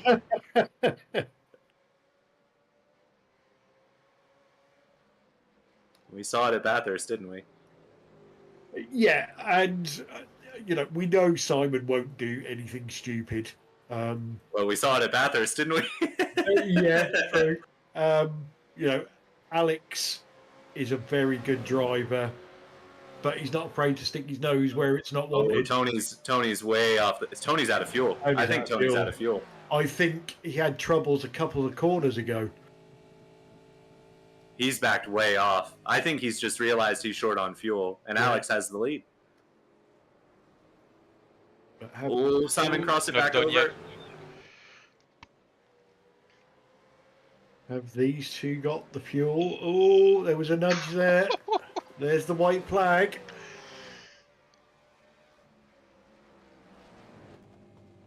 There's battle at the back, but sorry guys, I can't get away from hard this. to look away. Oh, Tony's fully out now. He's let Simon or Stephen through. Yeah, Tony's just trying to nurse it to the end now. What have these two got left? They're racing like they're good on fuel, but we'll They see. are, aren't they? Yeah. There's a good run from Alex here. Yeah, Simon goes defensive. You can't go around the outside. It doesn't work. But you can get a good run here. And he does. Yeah, that's going to be a strong run. Simon's going to stay glued to the left side here. Yeah. You can't come across now. I think Alex might get this done. He should do. Oh, Simon was late and hard on the brakes. Oh no! What did we say? Yeah.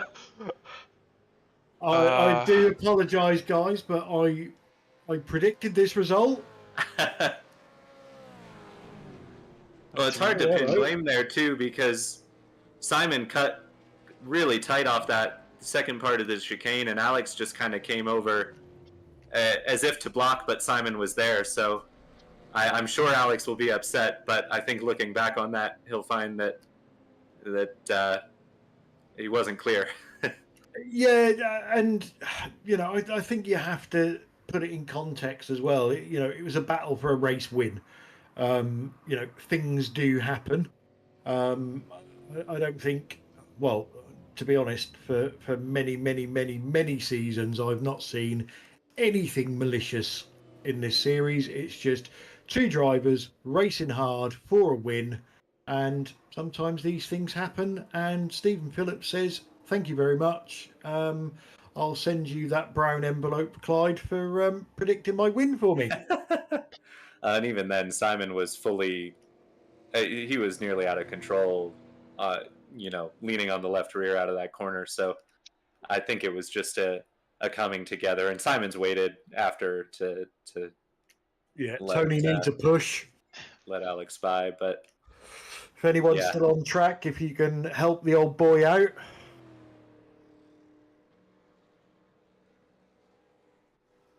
Yeah, and that's gonna cost penalty points for people. And it certainly will. You might get disqualified by doing that. That would be funny. Yeah, like I say, I can't see the incident points because iRacing is rubbish and it won't let me connect. There we go. Yeah, no one's gone over the limit, but everyone's going to lose some points here. Is Jamie Wilson going to give him a little push? He's on the brakes, so you need to get off the brakes. Yeah, because Tony hasn't officially crossed the line. So the race is still active at the moment. He's a reset. No, that's it. He's gone.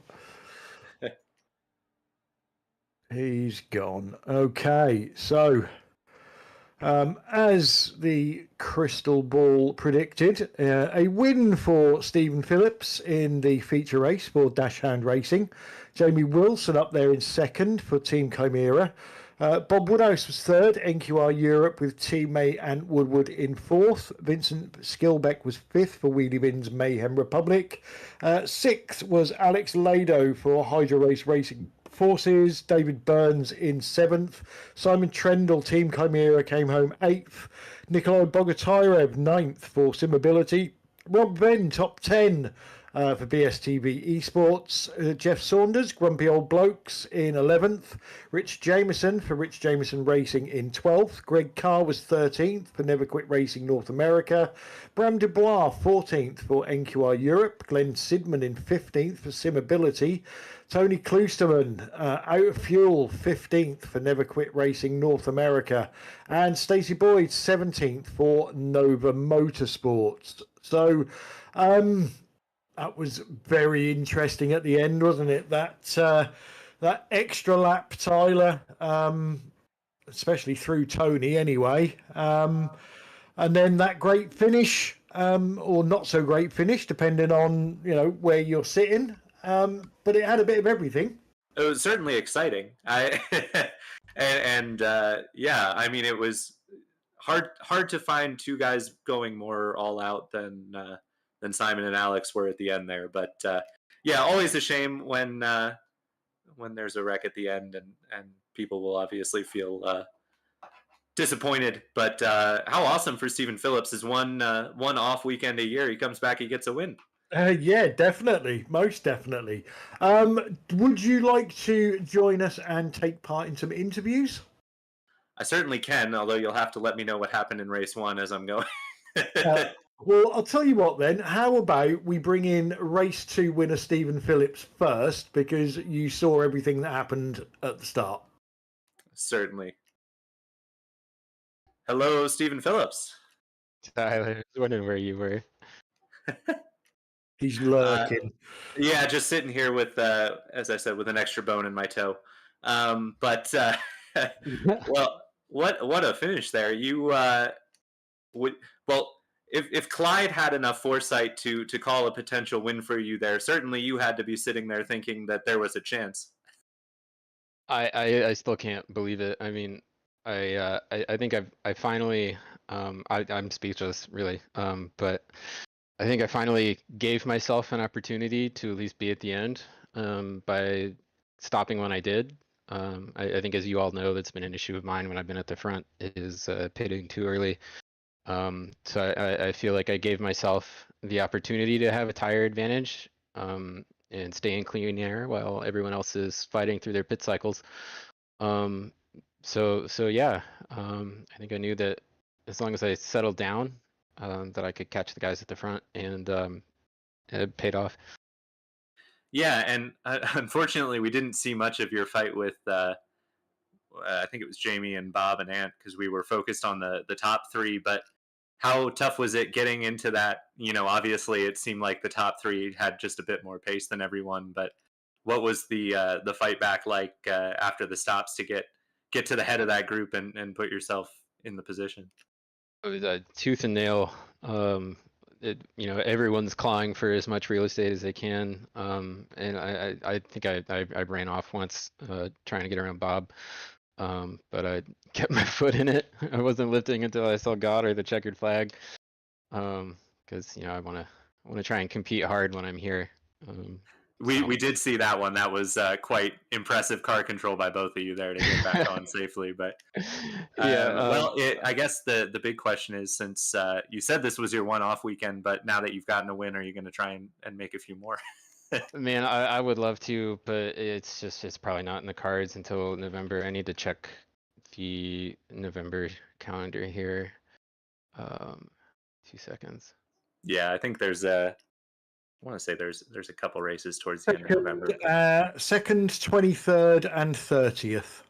Oh yeah, I don't like Aragon or Spa. I think I should be available for Spa, and Donington for sure. I'll enjoy that.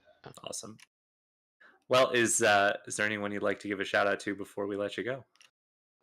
Just you guys, all the awesome competitors that show up every week and make this so much fun when I can make it. So it's really cool to see, the same 10 people all fighting for the podium spot. So that's just awesome. It's cool to see Glenn with Simability out on track, and yeah, thank you guys for continuing to allow us to do this. Awesome. Thanks for coming, and congratulations on your win, Stephen Phillips.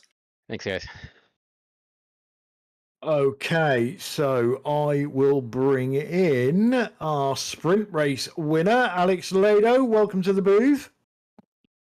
Hey guys. Hello. So, awesome pace from you tonight.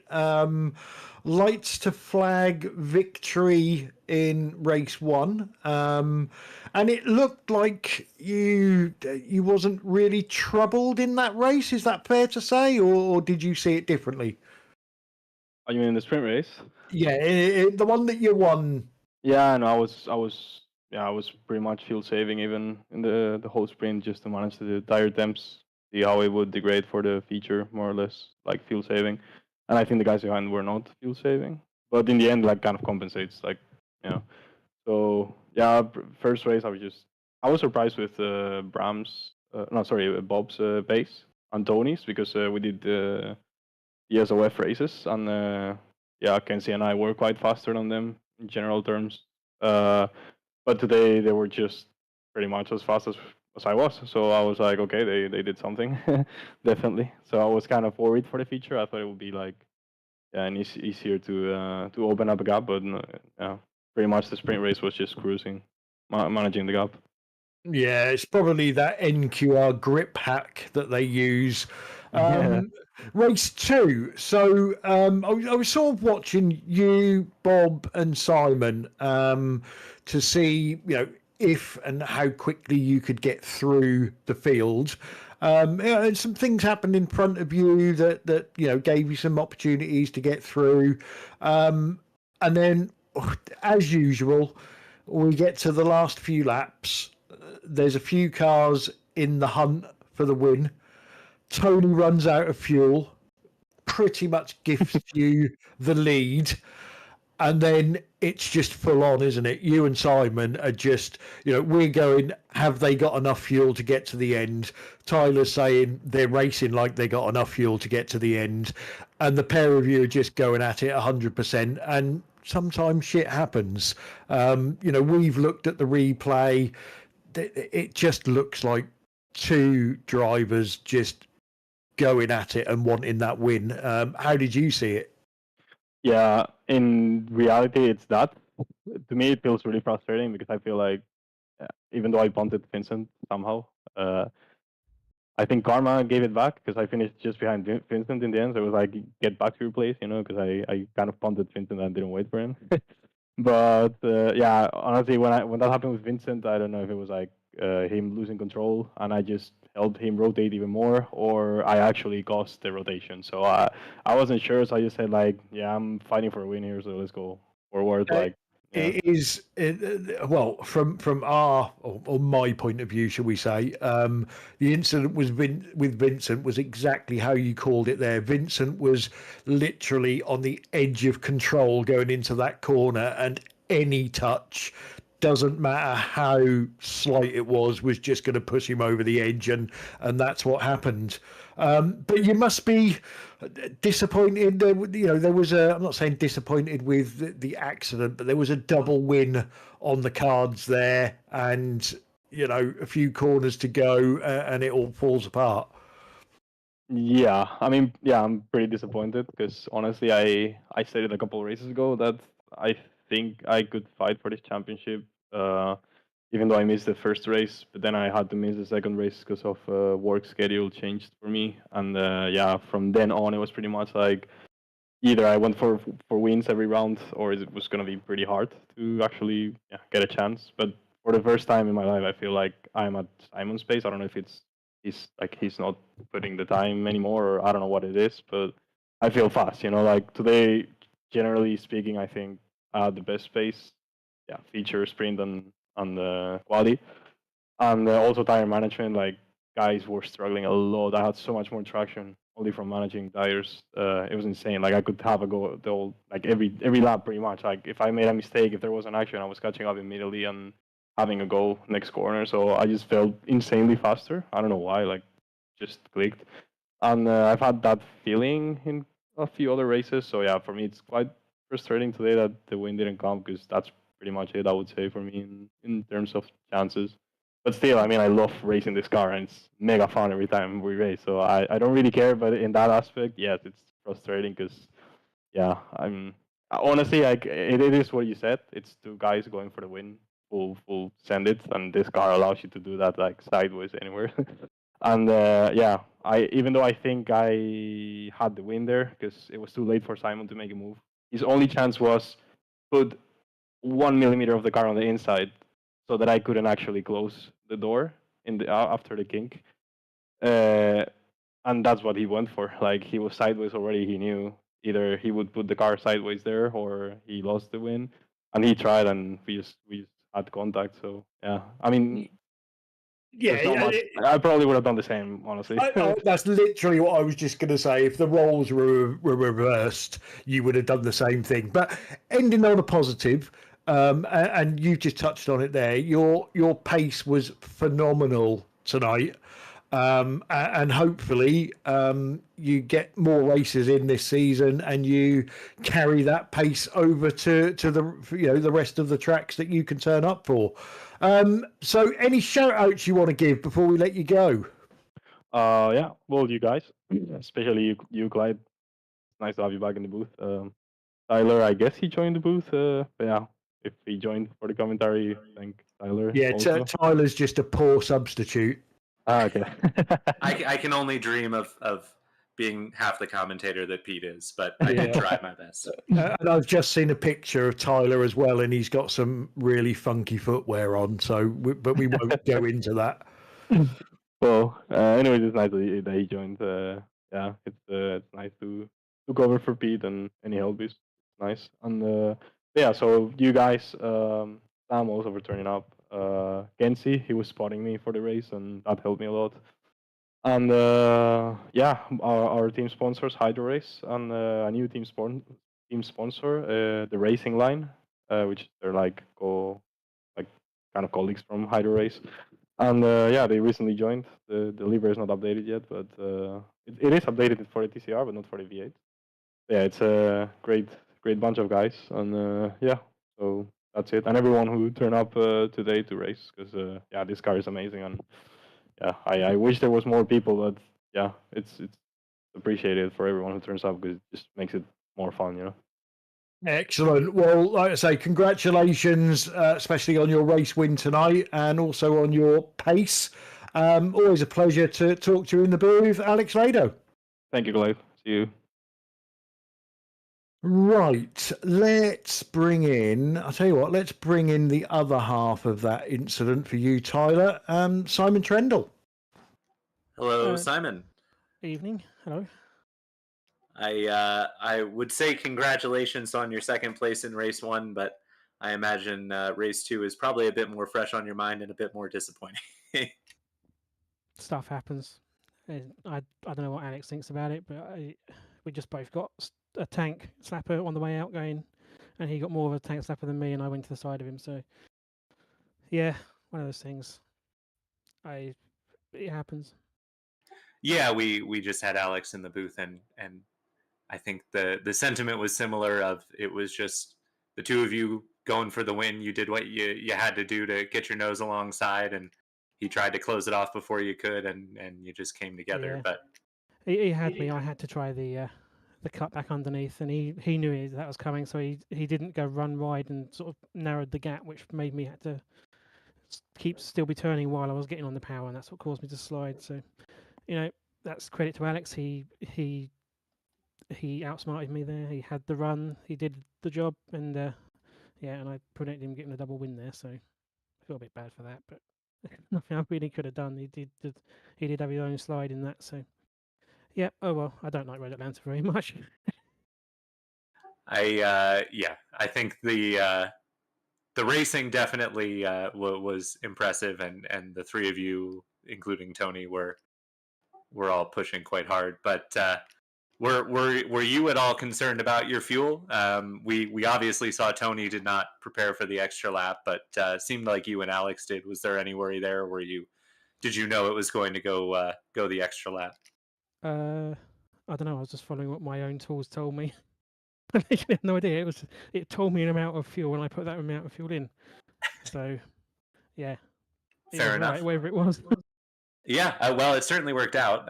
You guys, you didn't run out, so that's good. I mean, I finished with 2.73 liters, so yeah, obviously I was plenty fine. Yeah, there you go.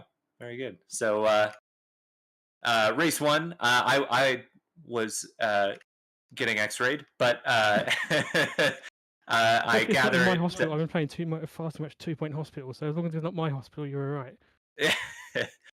Yeah, they seemed fine. So the race one, it looks like you grabbed second to Alex there. Any we heard from him, he was fuel saving most of the way through. Were you flat out there? No, I was flat out. I duffed the start at turn 1 by going slightly wide and got let Bob pass me. Passed Bob, got a slow down, let Bob back past me, passed Bob again, and then by then it was into the race and I couldn't really do anything about Alex. So I made this whole event far more difficult for myself, because even in race 2 I did that. I went forward, then I got involved when pitted and went behind Tony, then got up to Tony, then caught up to Tony, had the stuff at turn 1, got the bump from Bob, went backwards about to the back of that pack, back to the front of that pack, then crashed into Alex, then went to the back of it again. So I've been all over the place this race. It's ridiculous. Well, it sounds eventful, and I will have to go back and watch it. But a second place still good, and kind of softens the championship blow from race 2, hopefully for you. As does me missing this race. So just saying, I think I was. Yeah, thanks, Tony. Anyway, do you have anyone you'd like to give a shout out to before we let you go? Yep, to everyone who turned up. That racing wasn't mental. I did need to catch my breath afterwards, which is why I didn't turn into the interview booth immediately. Stephen for the win, because I did bump Alex and then I was slowing down, waiting for him to like recover, and I saw he went past me. I was like, oh, okay, fair enough. Well done for that. You guys for doing the broadcast and stuff. Sam, Clyde, I haven't heard from you. I assume you're there.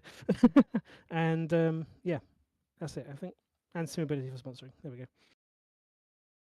All right. Well, thanks for joining us. Congrats on your race 1 podium, and we'll see you next time, Simon Trendle. See you next time.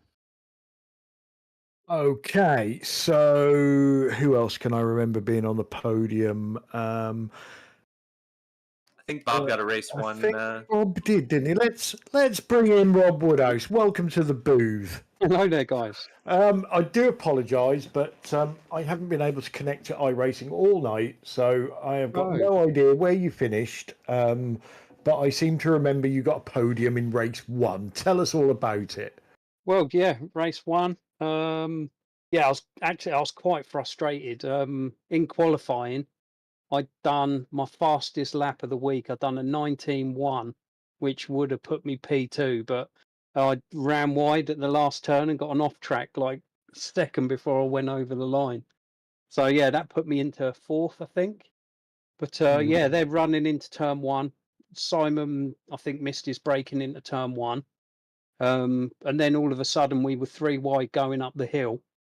And yeah, Bram played the team card, you know, gave me space, and then I'd slotted into second. Tried, yeah, tucking in and catching up with Alex. But yeah, I got just on the edge of draft, and then Simon caught me and overtook me. Then he got a slow down, and then I got back in front. And then I was like managing the gap about a second behind Alex and a bit in front of Simon. But he was just chipping away.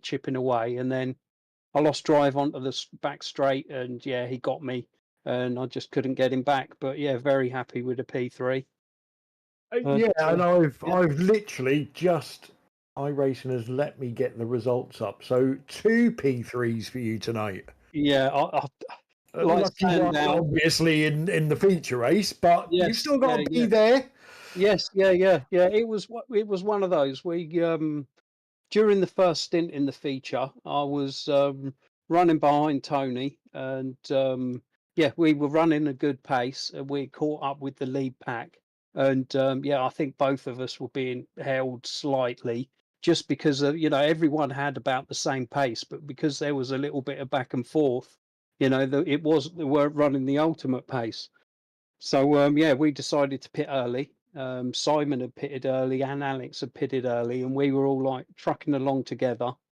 And then I think when all the pit stops happened, there was all a little bit of a shenanigan. Simon had caught Tony; they were battling. I was in behind, trying to see if I could make a move, but playing it safe at the same time. And yeah, I got outside of turn one, and yeah, got the rough end of the stick a couple of times, and just got shuffled back, and then just couldn't really progress forwards. And I think I was sitting in fifth, sixth place.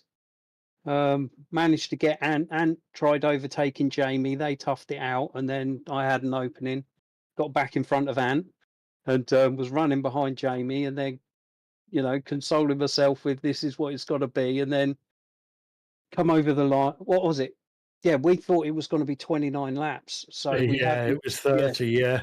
Yeah, so Tony had underfueled. I only had enough fuel because of the fuel I'd saved in the first stint. So I Right. got a place back off of Tony, and then was it just Alex and Simon? It was Alex and Simon. Yeah. Yeah. Had it coming together. So it would have been fifth, and then next thing I know, I'm over the line. I ran out of fuel on the line and got drilled in the back for a 4X. But that was your teammate, wasn't it? yes, unfortunately. Yeah, I literally caught that out of the corner of my eye, and it was one of them that I thought, oh, those two must have had a coming together in the race, and that's a bit of retaliation. And then I see the two drivers that it was, and it was just Ant. No, it was my bad. It was one of them things. I didn't want to tell him my fuel was marginal to give him hope. But at the same time, in hindsight, I should have said so. He was prepared to go round if need be. But yeah, the car it didn't really cough. It just cut on the line pretty much. And but yeah, double podium. I think that's the second time I've done a double podium. I had last season, I think at Barcelona, I got a double podium. But yeah, well, that's always a great achievement, no matter how it comes to you. Yes. I suppose you're going to need to sit down with Tony this week and explain how fuel consumption works. The fuel consumption wasn't the issue; it was counting the laps. We with the track temp rising throughout the sessions, we were it was marginal anyway. Once the track temp rose, thought there's no way it's going to be 30 laps, but it was.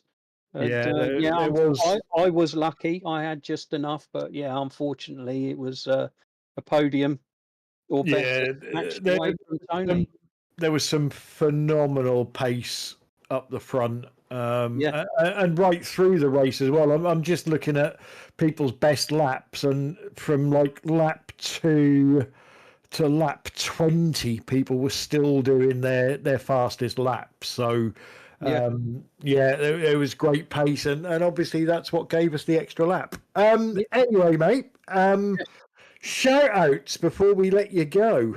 Yeah, everyone that's turned up, and I see Tyler's in the booth, so yeah, shout out for Tyler joining you guys, and everyone that's turned up, because tonight is I think it's one of them ones where I think there's a few frustrated people, but I think at the end of the day it was such a good race.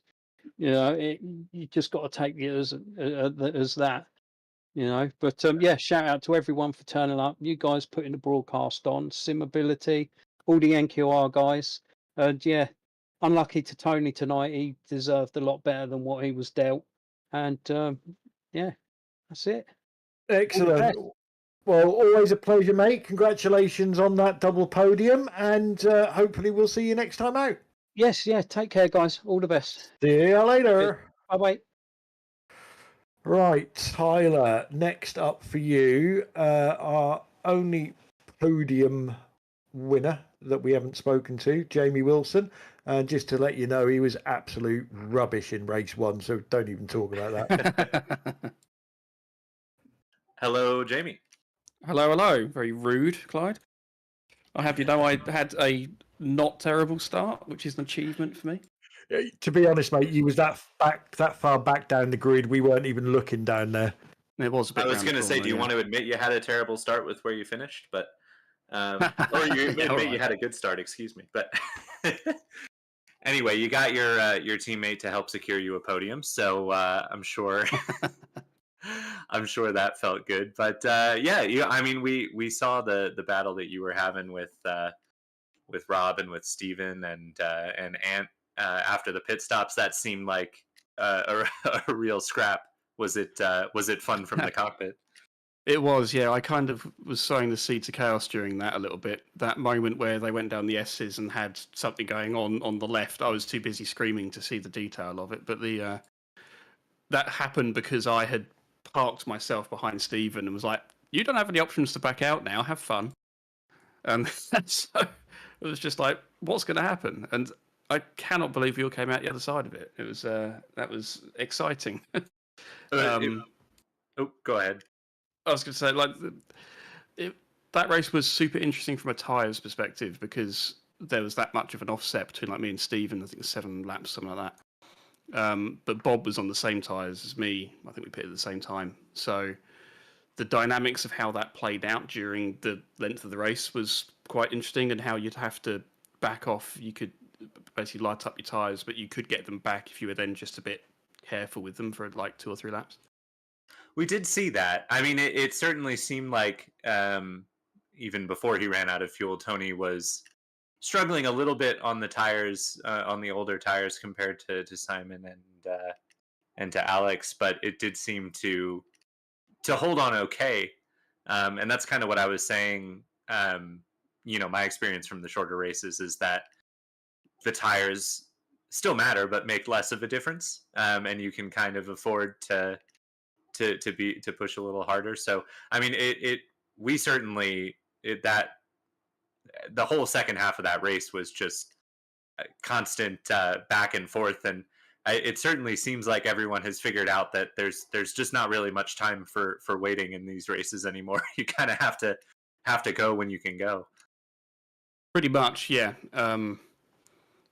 There was one point at which I think I tried to bump draft someone because there was the chance that it would close the gap up, and then you have more opportunities to get further forward moving forward. But it doesn't really work that well in these cars. It does in the MX-5s, can confirm. But you do have to be a bit elbows out, and you do so at your own peril if it involves putting more load through the tyres. It's a measured decision that you have to make if you're really going to push the issue there and then, or give it 2 or 3 laps, maybe a gap will close up and then try something. You might take more away from that, something like that. So there is, even though it's relatively short races, it's not enduro or anything, there is still a degree of kind of racing strategy that you have to think about. Yeah, certainly it was, and it worked out for you in the second race with the second place. Not from not through any of my own skill, which is evident because it doesn't exist. Well, you still had to put yourself there. I mean, it would have been 4th if it weren't for the crash, so that's still a great result. It could have been 1st if I hadn't locked up earlier on in the race. That goes both ways. Yeah, fair enough. Well, is there anyone you'd like to give a shout out to before we let you go, Jamie? Yeah, shout out to Simon for crashing into people. It's always a good thing. Shout out to your cushion on the chair that you've got in front of you for supporting you in your time of need. I'm more worried about his fake croc. I wondered where you were going with that. It is a medically prescribed fake croc, so I wouldn't. I hope they know what they're talking about. And yeah, thanks to you guys for putting it on. Shout out to Pete, who is ill again, as I understand it. Yeah, I look forward to hearing him coughing for the next couple of weeks on the TCR broadcast. And yeah, thanks to Tony for doing the grid command. Well, awesome. And congratulations on your second place. We'll see you next time, Jamie Wilson. Cheers, guys. Okay, so next I want to bring in Mr. Anthony Woodward. Welcome to the booth. Evening. So let's start off this interview on a downer. Done twice by your teammate. Yeah, with teammates like that, who needs enemies? Eh? Not happy then. Oh no. And he even brake checked you at the end of the second race. Yeah. Oh, I was going to say I was running out of fuel, but I didn't want you to pass me. So, race one, a bit of a shocker in qualifying for you. Meant I think you started 12th, if I remember rightly. I know I've got a rubbish memory. Yes, you got up to, what was it, 9th, but you didn't really make the progress that we've seen, the pace that we've seen from you in previous races didn't seem to come through here. No. Is that a Ant doesn't like Road Atlanta and didn't get on with Road Atlanta, or is that just Road Atlanta in general making it difficult to overtake people? Yeah, it's really tough, isn't it? I don't know. I thought I was going to win all week, so can't tell you. Yeah, just it's painful watching a championship bid slip away, potentially. Yeah, just average first race, and then just loads of clear track in second race, so I was able to do a bit of damage limitation, really. Yeah, obviously started in second, finished 4th. A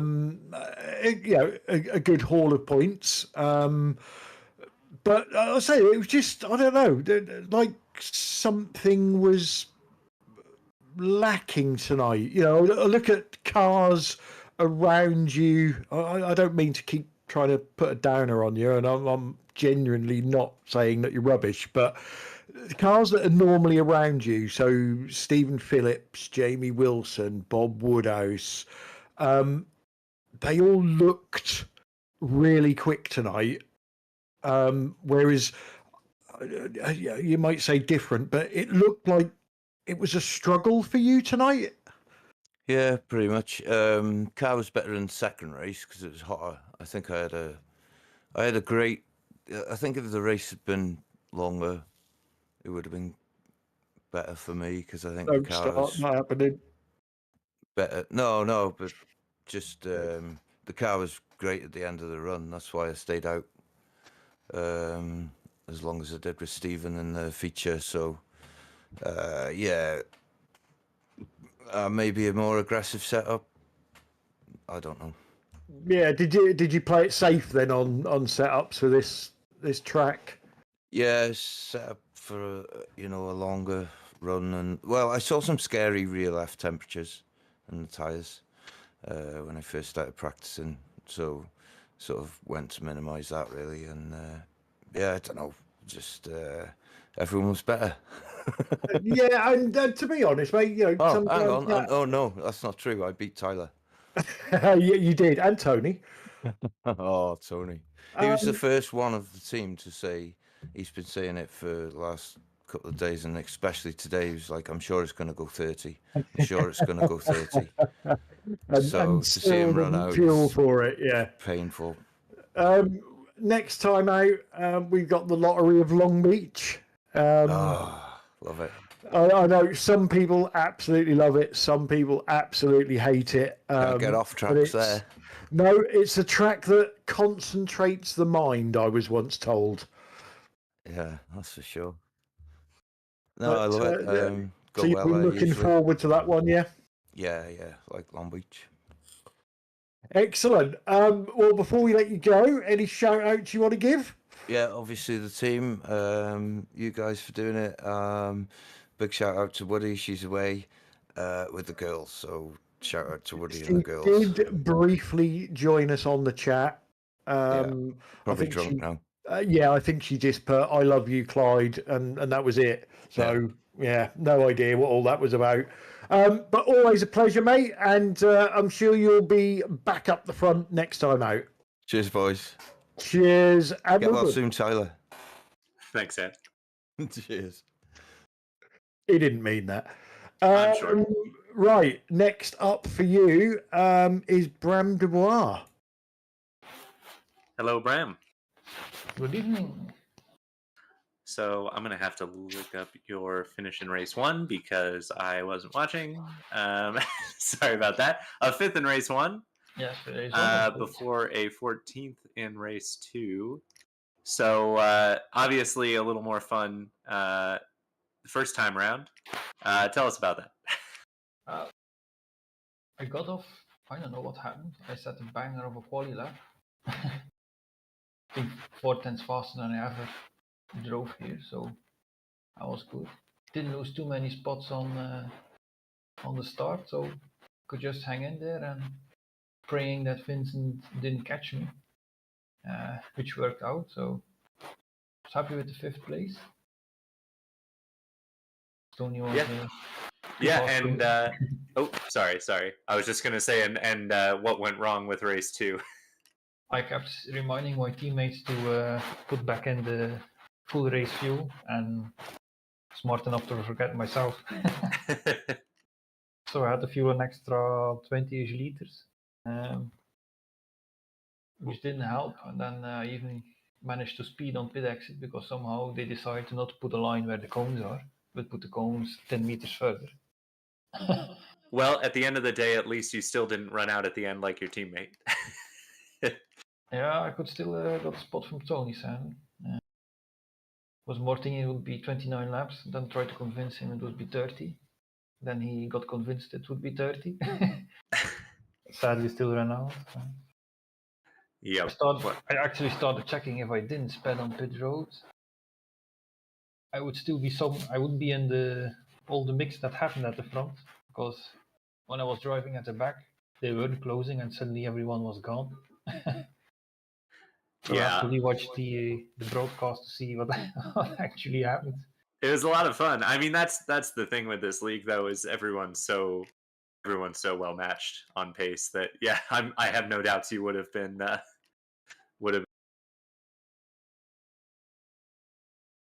Yeah, if I didn't have the fuel issue, because I was at the start, I was with Steven and Jamie, Vincent, and they all ended up at the front. So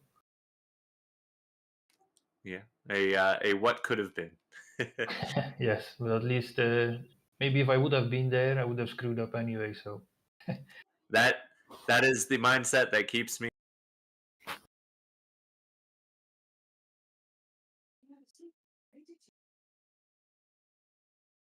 Don't know if Tyler is saying anything because I don't hear him. Yeah, I know. I seem to have lost him for a minute. Are you back, Tyler? Check. Yep, got you. All right. I was just being self-deprecating, so it's all good. Is there anyone you'd like to give a shout out to, Bram, before we let you go? Thank you guys for hosting this and doing the broadcast. Sad you couldn't join, Tyler.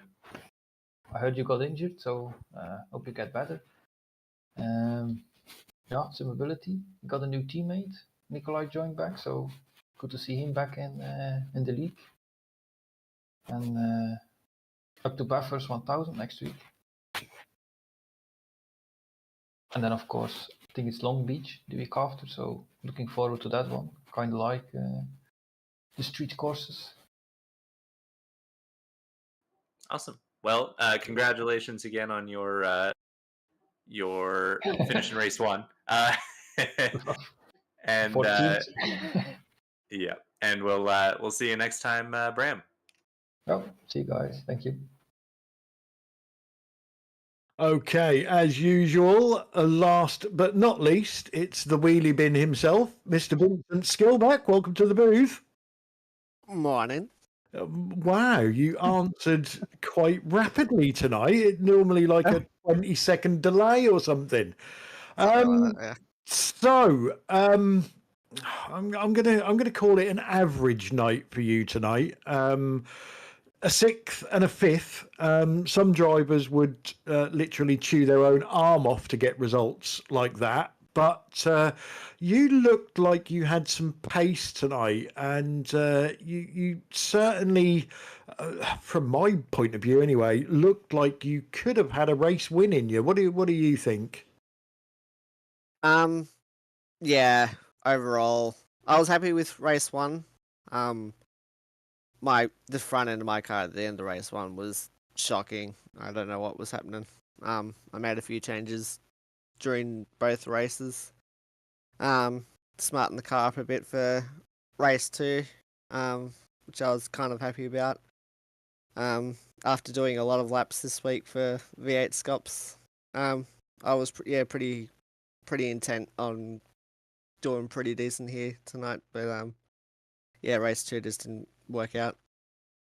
Yeah, we saw that the incident you had with Alex.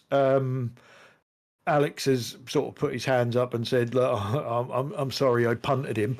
It didn't look like a punt from the replays. How do you see it from your side?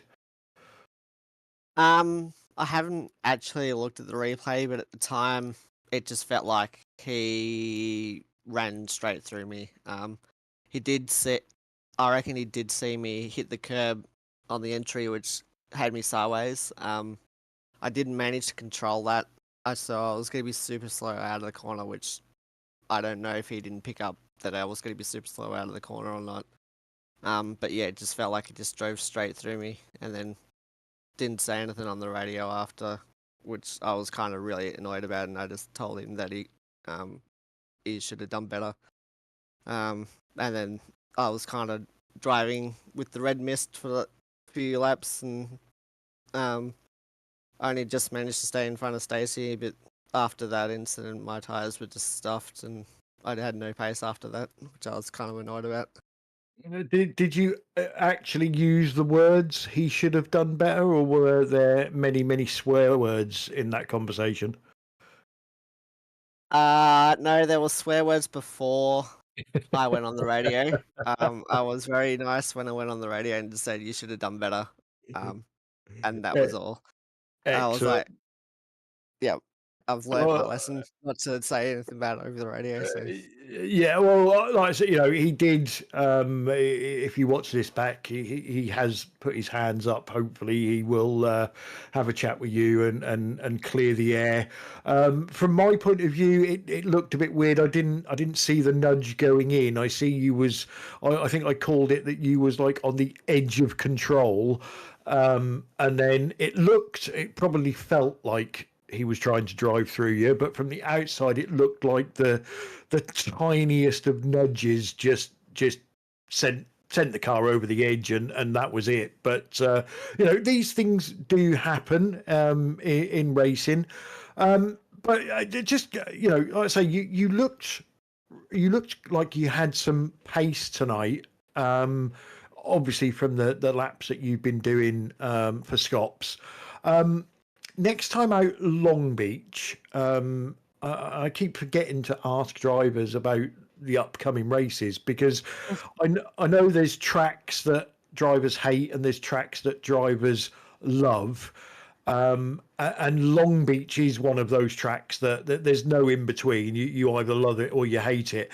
What side of the fence are you on with that track? if I get the setup right, I like it. I usually do all right with that track. I may have to put in a bit of extra practice leading up to that. It might fall in between the weeks of Scops and the Bathurst 1000, so that might be all right. I might actually be able to do a week's worth of practice. But yeah, I quite enjoy Long Beach. If I have a good race, I'll be happy. If not, you guys will know about it.